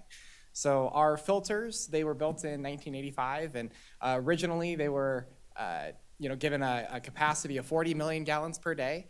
And as we've run and operated these filters, we've realized that it's a bit of a hydraulic bottleneck for us, and they're not really meeting their capacity. In our recently completed 2020 facility master plan, it was identified that this treatment process was only capable of about 32 million gallons per day before it was going to be requiring expansion. Now, we're currently processing about 29 to 30 million gallons per day. And so this particular improvement has been really fast-tracked in terms of what we're looking at when it comes to making sure that the facility is able to accommodate future growth for the city. So the initial cost estimates to do this expansion in our recently completed facility master plan was about $9.6 million. And as we began to drill down deeper, and we hired Corolla Engineering to actually tell us what does that expansion look like, what is it gonna be, how many more of these filter cells do we need, and what kind of technology, if any differences would be indicated in this particular situation. And they came back, they did a full preliminary engineering report, and they came back with a price estimate of just over $45 million. That was quite some sticker shock for us at the facility, and so we decided to take a pretty significant step back and really reevaluate what that project is and what we need to do to accomplish that expanded capacity. Luckily, a lot of the work that Corolla Engineers had done, really took a deep dive into absolutely every aspect of this project. So we looked at all the support systems that make the filters run. We looked at water quality. We looked at the physical structures and the control logic. All the real nuts and bolts. And we're able to identify that there's a lot of opportunity with our existing filters to do some smaller scale improvements that could still gain us a lot of that additional hydraulic capacity that we're looking for. And so that's what this project here is to do, is to see what more we can identify, and then to put the ones we've already looked at into design. So with that, I'm happy to answer any and all questions. Councilwoman Bybee. So I'm taking notes furiously, trying to follow you here, because I'm not an engineer. Did you say that this project, the hope is it will increase it to 40 million gallons per day, or that's our current capacity, or is our current only 32 million? Yeah, so they were designed for 40. Designed for 40, But okay. unfortunately, we're only estimated to get about 32 Okay. million. And so what we're looking at doing is designing some improvement to really claw back to that 40 million gallons per day. What the total rating will be after these improvements is done has not yet been determined, and that's one thing that we'll gain out of this. I know that in some of the preliminary reports that we've already put together, we've identified where we can at least improve the capacity by at least 10%. So that'd be another 3 or 3.2 million gallons per day. And so that's just some of the low-hanging fruit we've already identified. Okay, and as you move along and start putting those into place, you'll get a better idea of how much closer you can get. But the goal, you're trying to reach 40 if you can, or just moving it obviously in the right direction. But until you're actually doing it or making those improvements or finding more small incremental steps to get you there. That's exactly right. Okay. And these filters, they kind of function like a fish tank filter, if you will. There's different types of media. There's like a carbon product and a bunch of sand and some gravel that's in there. And so we've been looking at arranging for some more water quality studies to identify maybe we don't have the right media for our particular application, or maybe switching the amount or the volumes of individual ones. And so we're going to be doing a lot of testing to see what kind of ground that gives us. And that's why some of these are a little bit uncertain. Okay, thank you. Appreciate it. Councilman Dare. Thank you for not bringing us a $45 million ask. Oh, absolutely. I want to point that out. And I do want to say, just on the record, for anybody listening out in the community, we have so many people I know that listen to this, but if they are, is that there are so many things that cost so much, and we're doing all that we can. I know that they look at this, I've had people say, you guys seem like you say yes to $1 million, like, but we are researching it, we're walking through it. We actually are not spending what has been initially asked and going back and finding ways, and it is very expensive, but it's very expensive to make sure that our community is safe and has all the things they need. And so I just want to pause for a moment for anybody out there that thinks we just spend money. We don't want to spend any money like this, but it is necessary, but we are definitely not hitting those high numbers, and we're trying to do our best to keep it as low as possible. And you and your team have done a fantastic job. So Thank you, sir. Councilman Anderson. Actually want to start out with the same thing. You and your team are doing amazing work, and just the process changes, the improvements that you made over there, you actually have been able to push off some of those multi-million-dollar projects and be able to change over there and make improvements along the way. I have a question in regard to the study. So we talked about higher quality, efficiencies, things like that. What about energy? Because I know energy is a large cost or expense that we have in the facility. Is that one of the options, or is that a possibility with some of the type of filtration systems that can actually reduce the amount of energy we're using? Yeah, no, and that's a really great question. So the filters themselves can be big energy hogs. Once they get plugged up, we have to backwash them. That takes an incredible amount of water being pumped backwards through to kind of clean off all the gunk that's been grabbed onto by the sand particles. And so what we're looking to do by looking at some of these other media types or these other support systems for the filters are hoping to minimize the amount of time that we have to do these backwash type events, and so then we can really lower our power costs. And so that is fundamentally incorporated into this project, and we are excited to be able to gain a lot of efficiency on that front. Awesome, thank you. Any other questions or comments for Casey? Boy genius. I don't see any. I'm looking for a motion. Councilman Anderson, sorry. You moved to let me Yeah. give a motion? Yeah.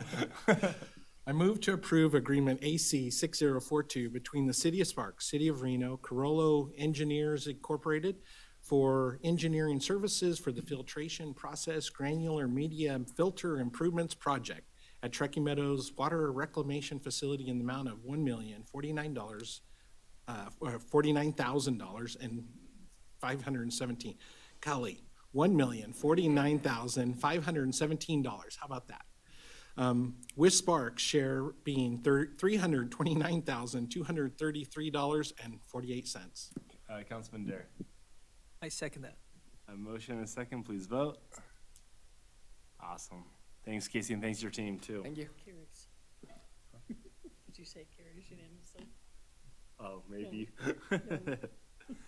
Carries unanimously. 9.9, consideration, discussion, and possible acceptance of a grant from the Office of the Nevada Office of the Attorney General Services Training Officers Prosecutors STOP grant for the purchase of a secure digital forensic image SDFI camera system in the amount of $26,567. Good afternoon, Mayor Pro Tem Abbott and ladies and gentlemen of the council. For the record, I'm Sergeant Curtis English from the Sparks Police Department, and I'm currently assigned to the Detective Division.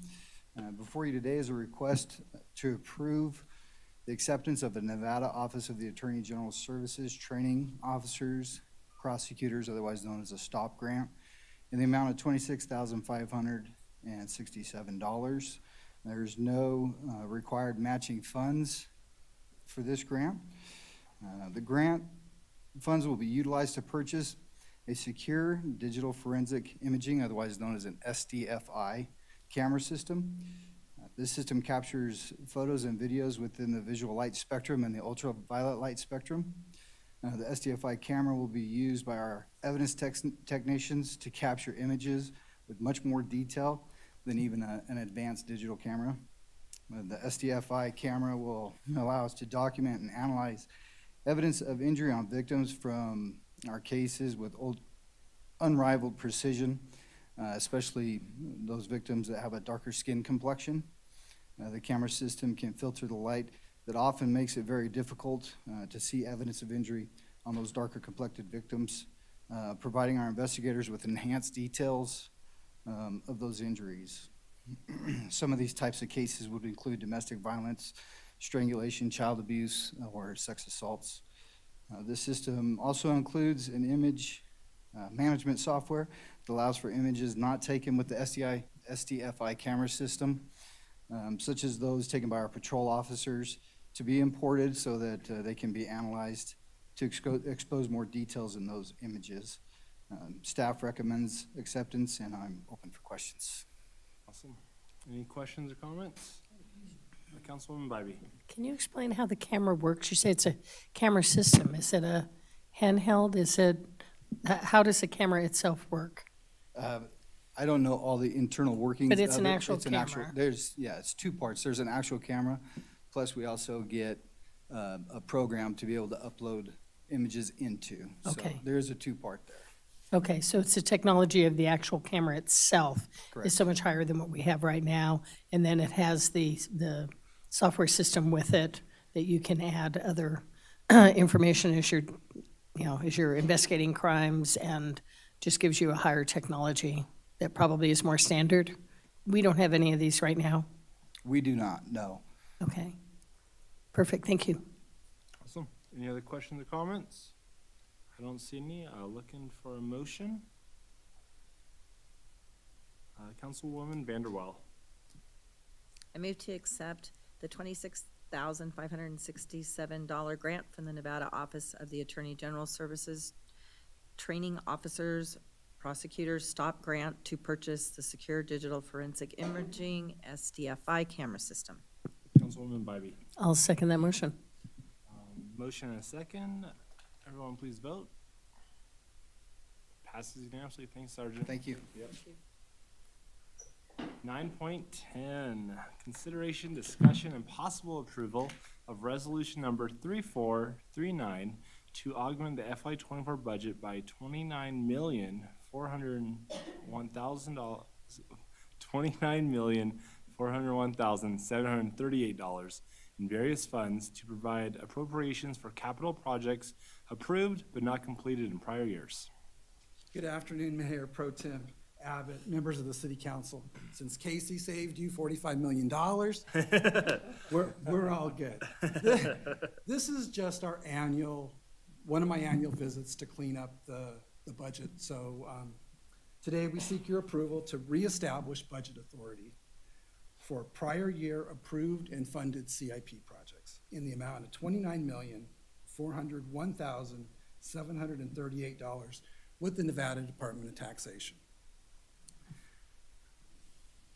For your viewing pleasure, this is a list of the 29 million by fund. As you can see, the largest piece of this request is in the Sewer City with 18 million, and then of course the Tumwharf projects of 2.6 million. But like I mentioned earlier, it's just part of the process. All these projects have been before you at some point in time, and attached to your agenda item is a detailed list of those projects, identifying all the projects that make up that $29.4 million. So with that, I can answer any more questions for you. Any questions or comments from the dais? Perfect, Dwayne. Can I get a motion then on this one? Councilman Dare. I move to adopt resolution number 3439 to augment the FY24 capital project funds, enterprise funds, and internal service funds by $29,401,738 to provide appropriations for capital projects approved but not completed in prior years. Councilman Anderson. I'll second that motion. Everyone, so yeah, sorry. Motion in a second. Please vote. Perfect. Passes unanimously. Thank you. Awesome. Thank you, sir. 9.11, consideration, discussion, and possible approval of resolution number 3441, a resolution in opposition to the United States Postal Service's proposed changes to the processing and distribution center in Reno, Nevada.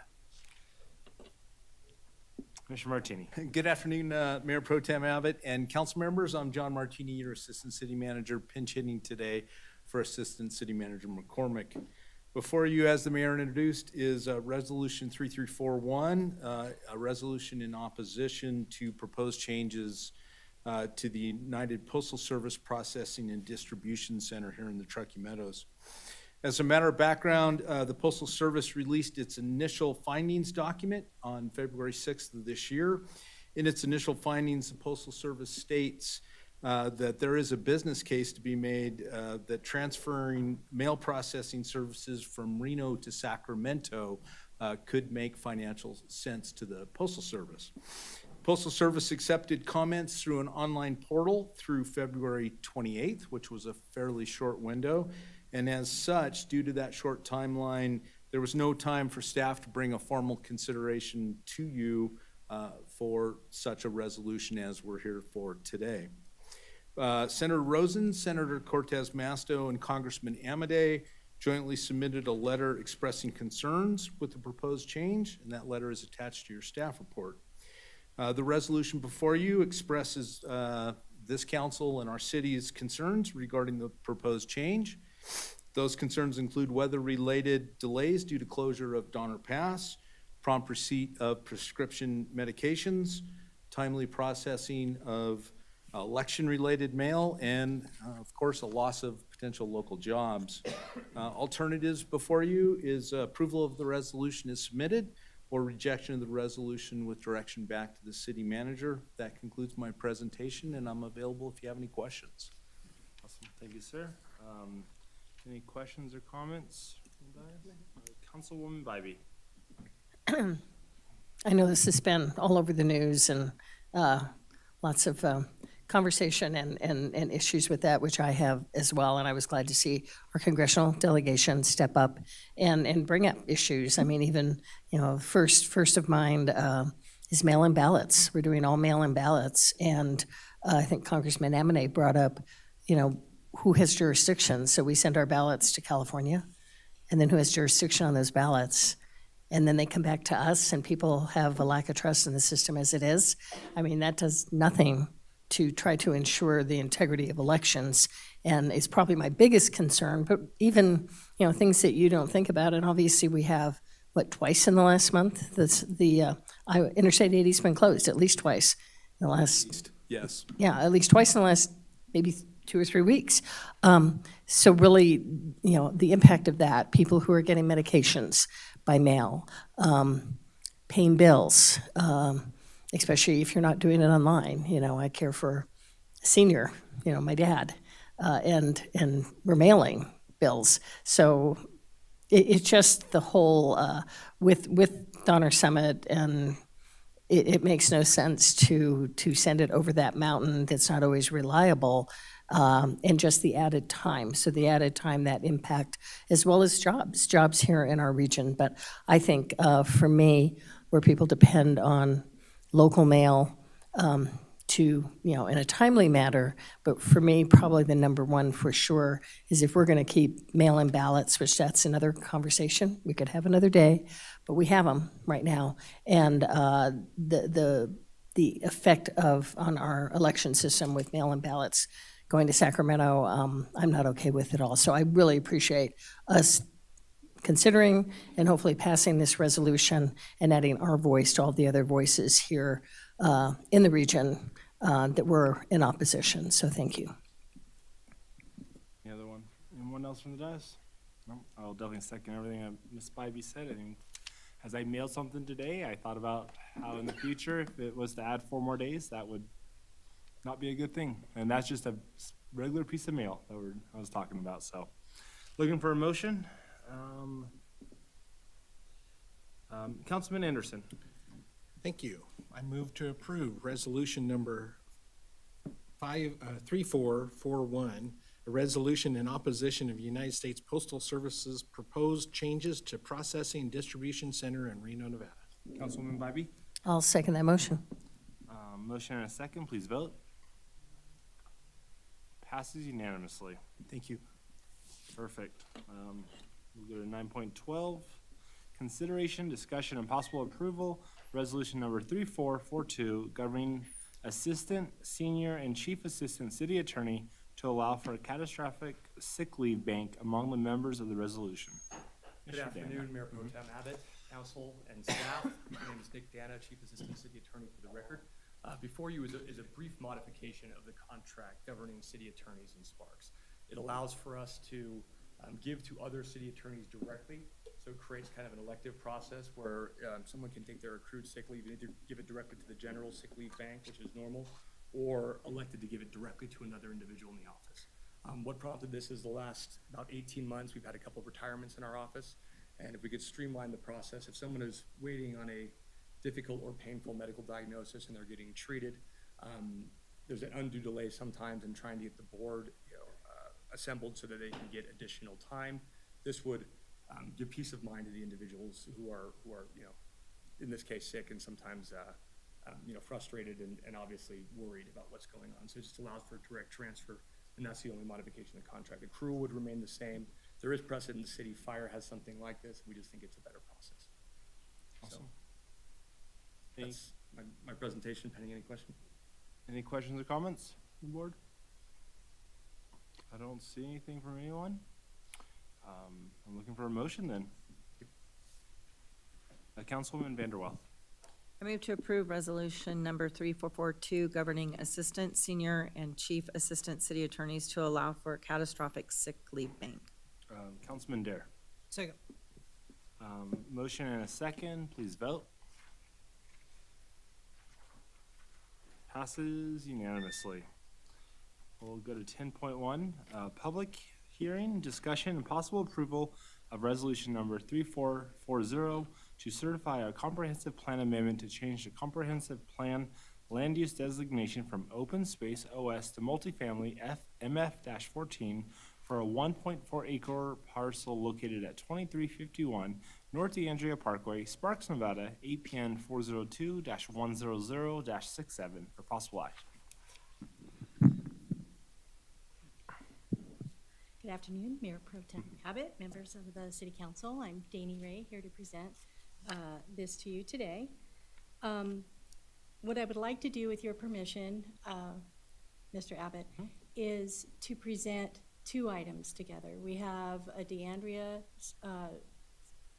comprehensive plan amendment and an amendment to a plan development. They're all essentially for the same parcel with a few other things, and it would be more expedient if we could do it together? For me? Okay.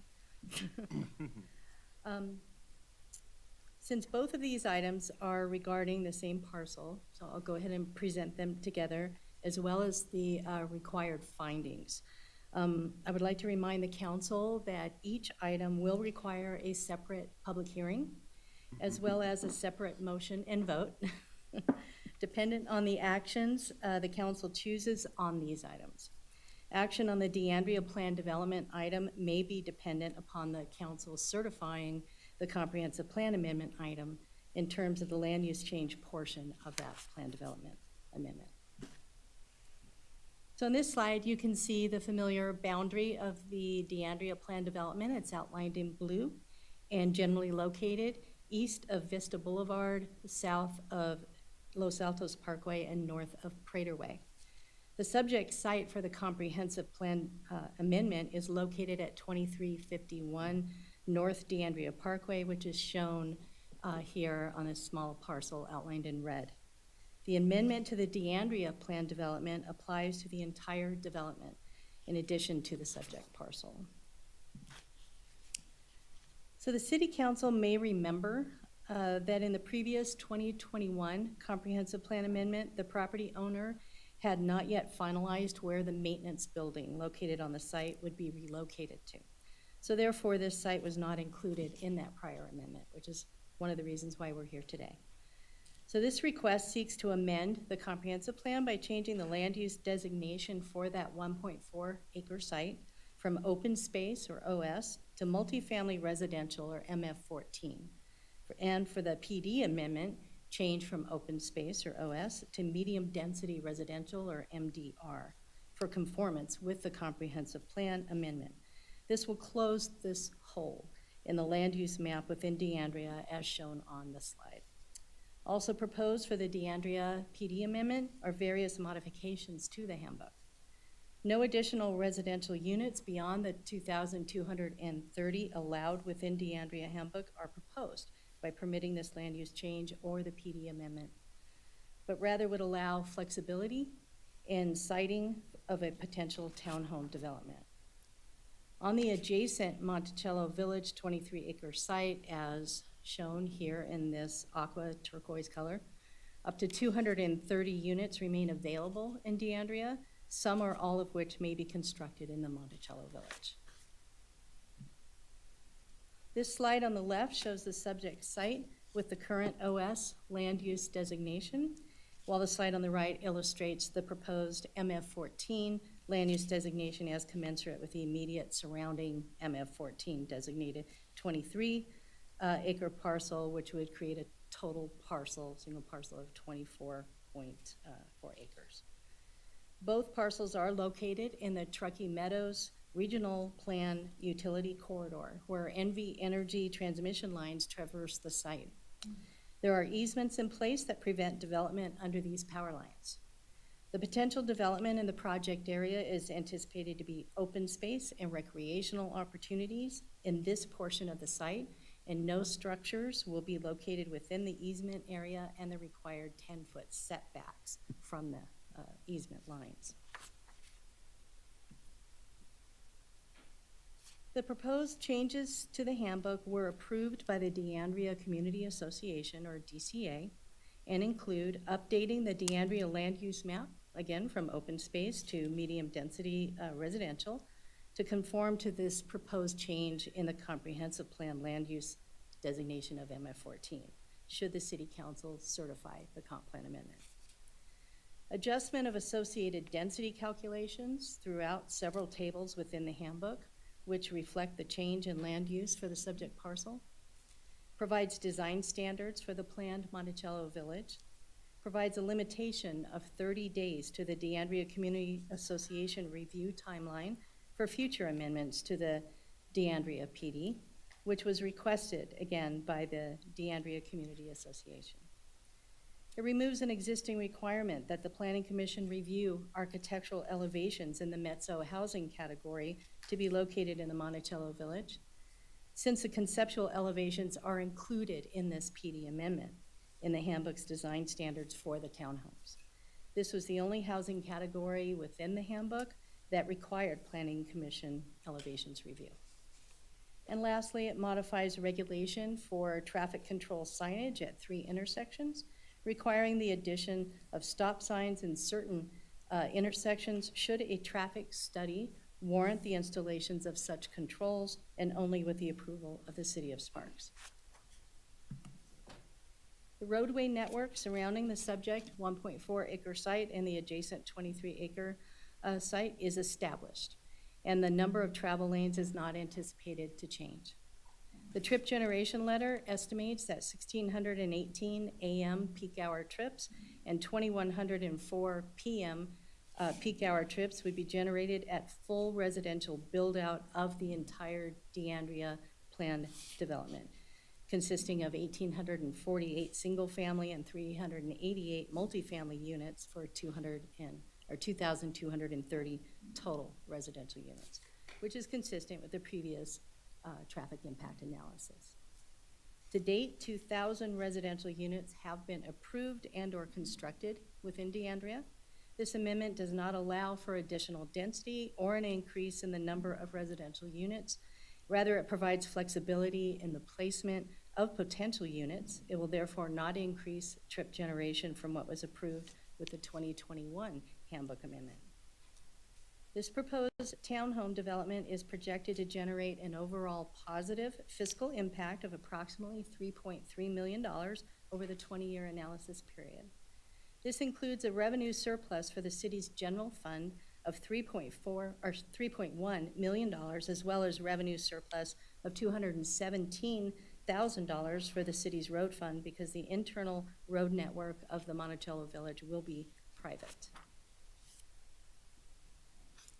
So this concludes the background and analysis portion of my presentation. So I'll now move into the 4 required findings for the DeAndrea Comprehensive Plan Amendment as separate from the PD amendment.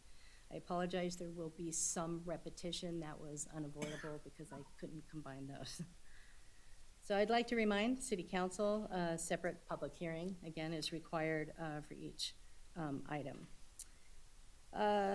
Let's see, for finding CP1, on February 22nd of this year, the Regional Planning Commission found this amendment to be in conformance with the regional plan.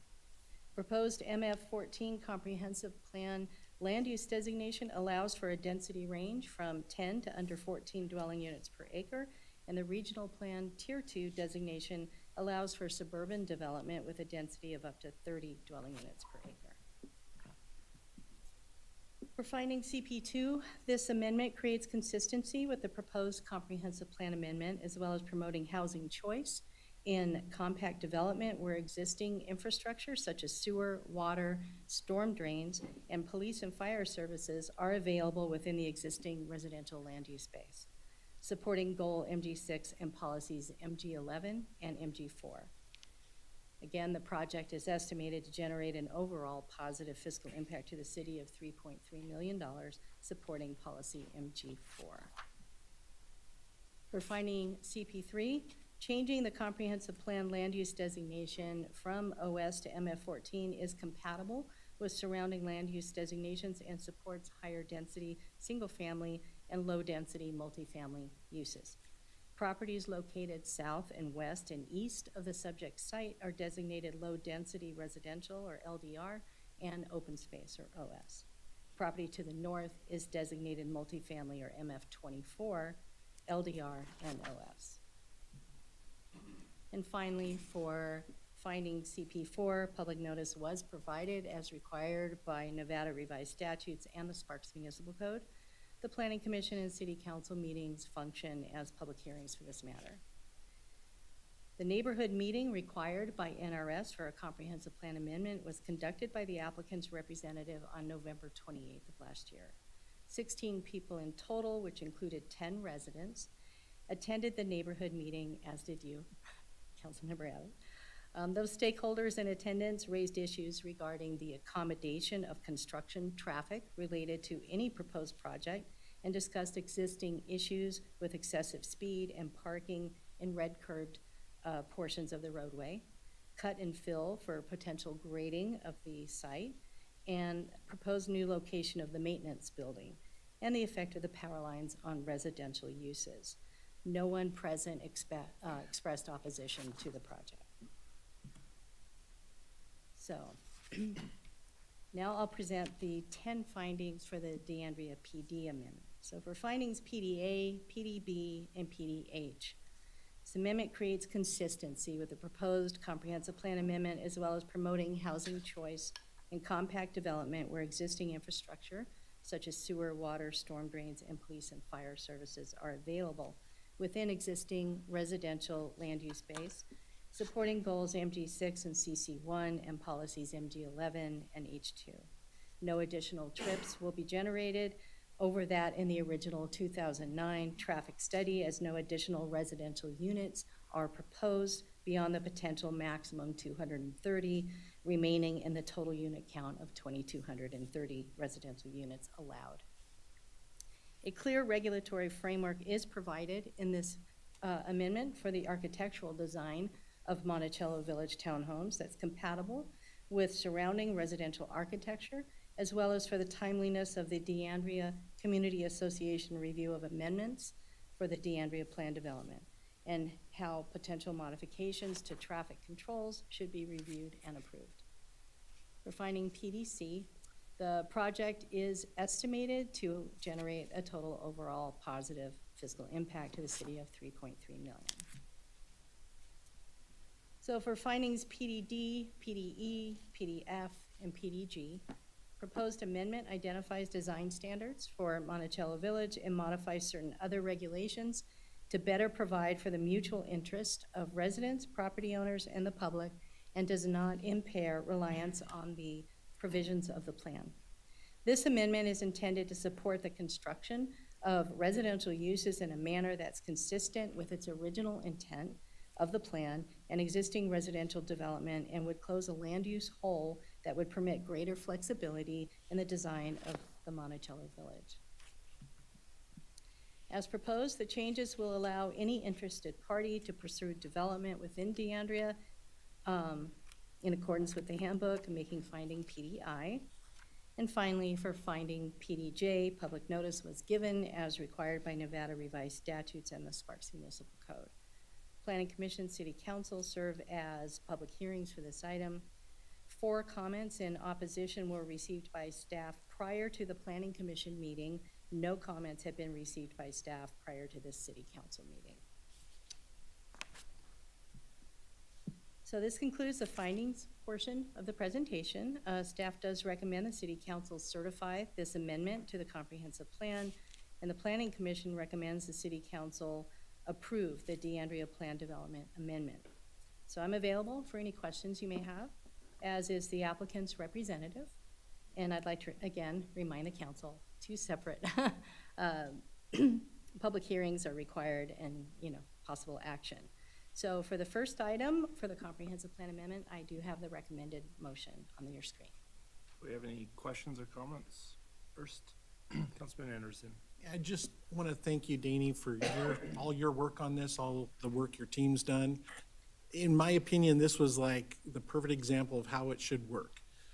There were concerns, there were meetings, everything from the homeowners, the homeowners associations, the developer, planning commission, regional planning, everyone that was involved had an opportunity to discuss through the situation, the development, and any potential concerns. And to me, like I said, I think this was like the perfect case of what you want to see in a development. And thank you for the work you did in this.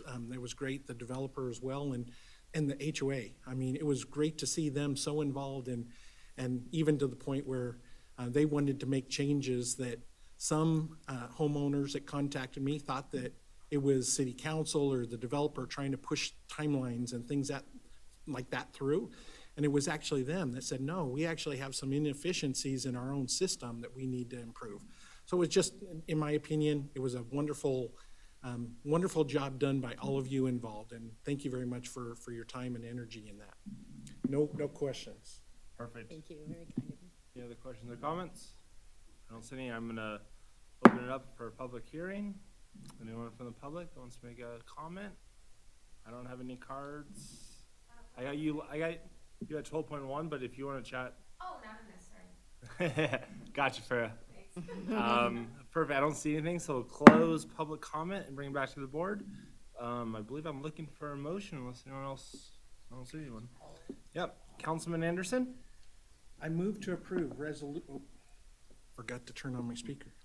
Move to approve resolution number 3440 associated with PCN 18-0040, amending the comprehensive plan land use designation for a 1.4 acre site located at 2351 North D'Andrea Parkway, APN 402-100-67, from open space to multifamily residential MF14, based on findings CP1 through CP4, and the facts supporting these findings is set forth in the staff report. Councilman Dare. Second. Motion and a second. Everyone please vote. Passes unanimously. Awesome. Thanks, Danny. And then I believe we'll go to 11.1. I will read it just for the record, at least. Second reading, a public hearing, discussion, and possible adoption of bill number 2820 to amend a final approved plan for the D'Andrea Plan Development, D'Andrea Development Standards Handbook to 1, update the land use map, associated density calculations, and the adoption of design standards for development of townhomes in planned Monticello Village. Limit the D'Andrea Community Association's review timeline for future amendments to the D'Andrea Development Standards Handbook to 30 days. And 3, remove the requirement for Planning Commission to review architectural elevations. And 4, modify regulations for traffic control signage. I believe we're probably good to go. I just need to open it up. Awesome. Any questions, comments from Dias first? I don't see any. It's a public hearing. Open it up for the public. I don't believe I see any public except for a few. We'll close it, and we're looking for a motion.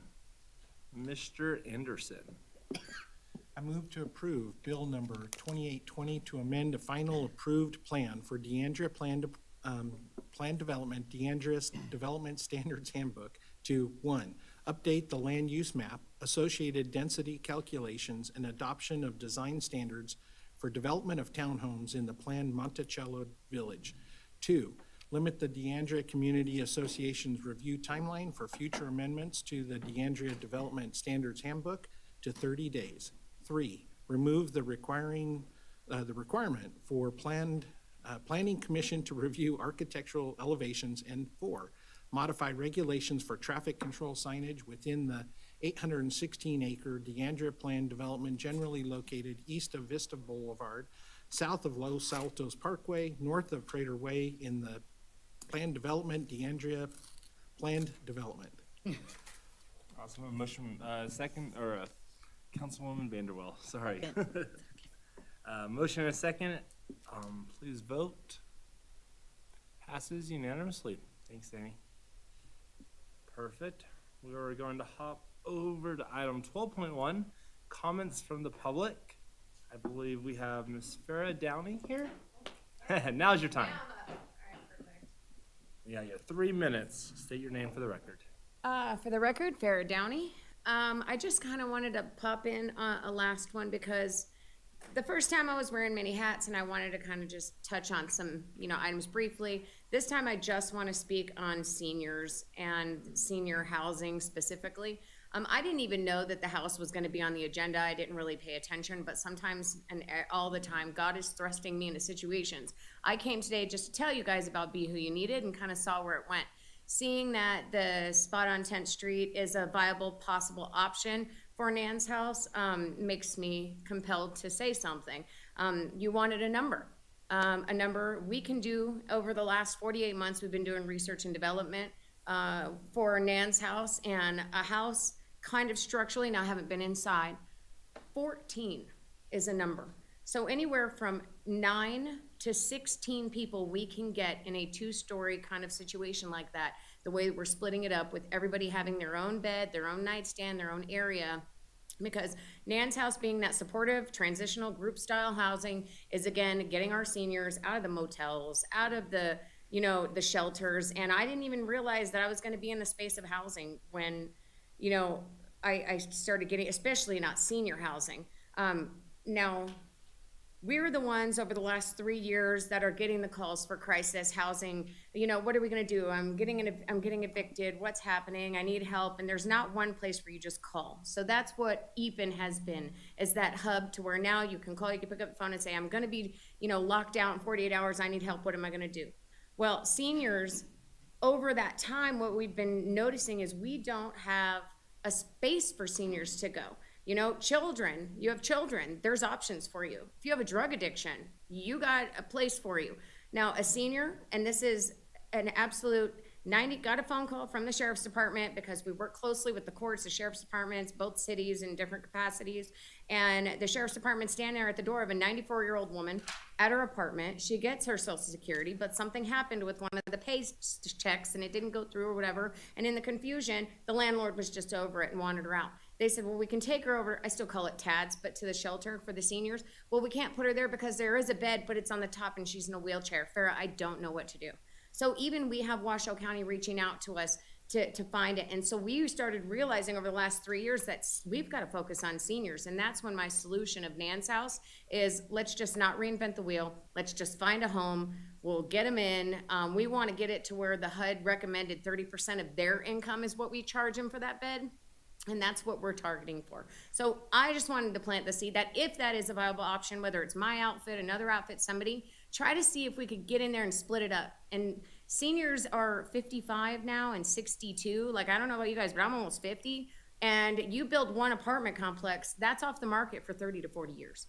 So I just kind of wanted to say thank you again for what you guys are doing and putting an effort. I just want to emphasize seniors.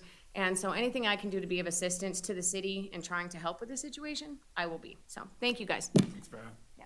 Anyone else, excuse me, from the public? I don't see anyone. We will go to item 12.2, announcements from the mayor, city council, city manager. Anyone? Councilman Dare?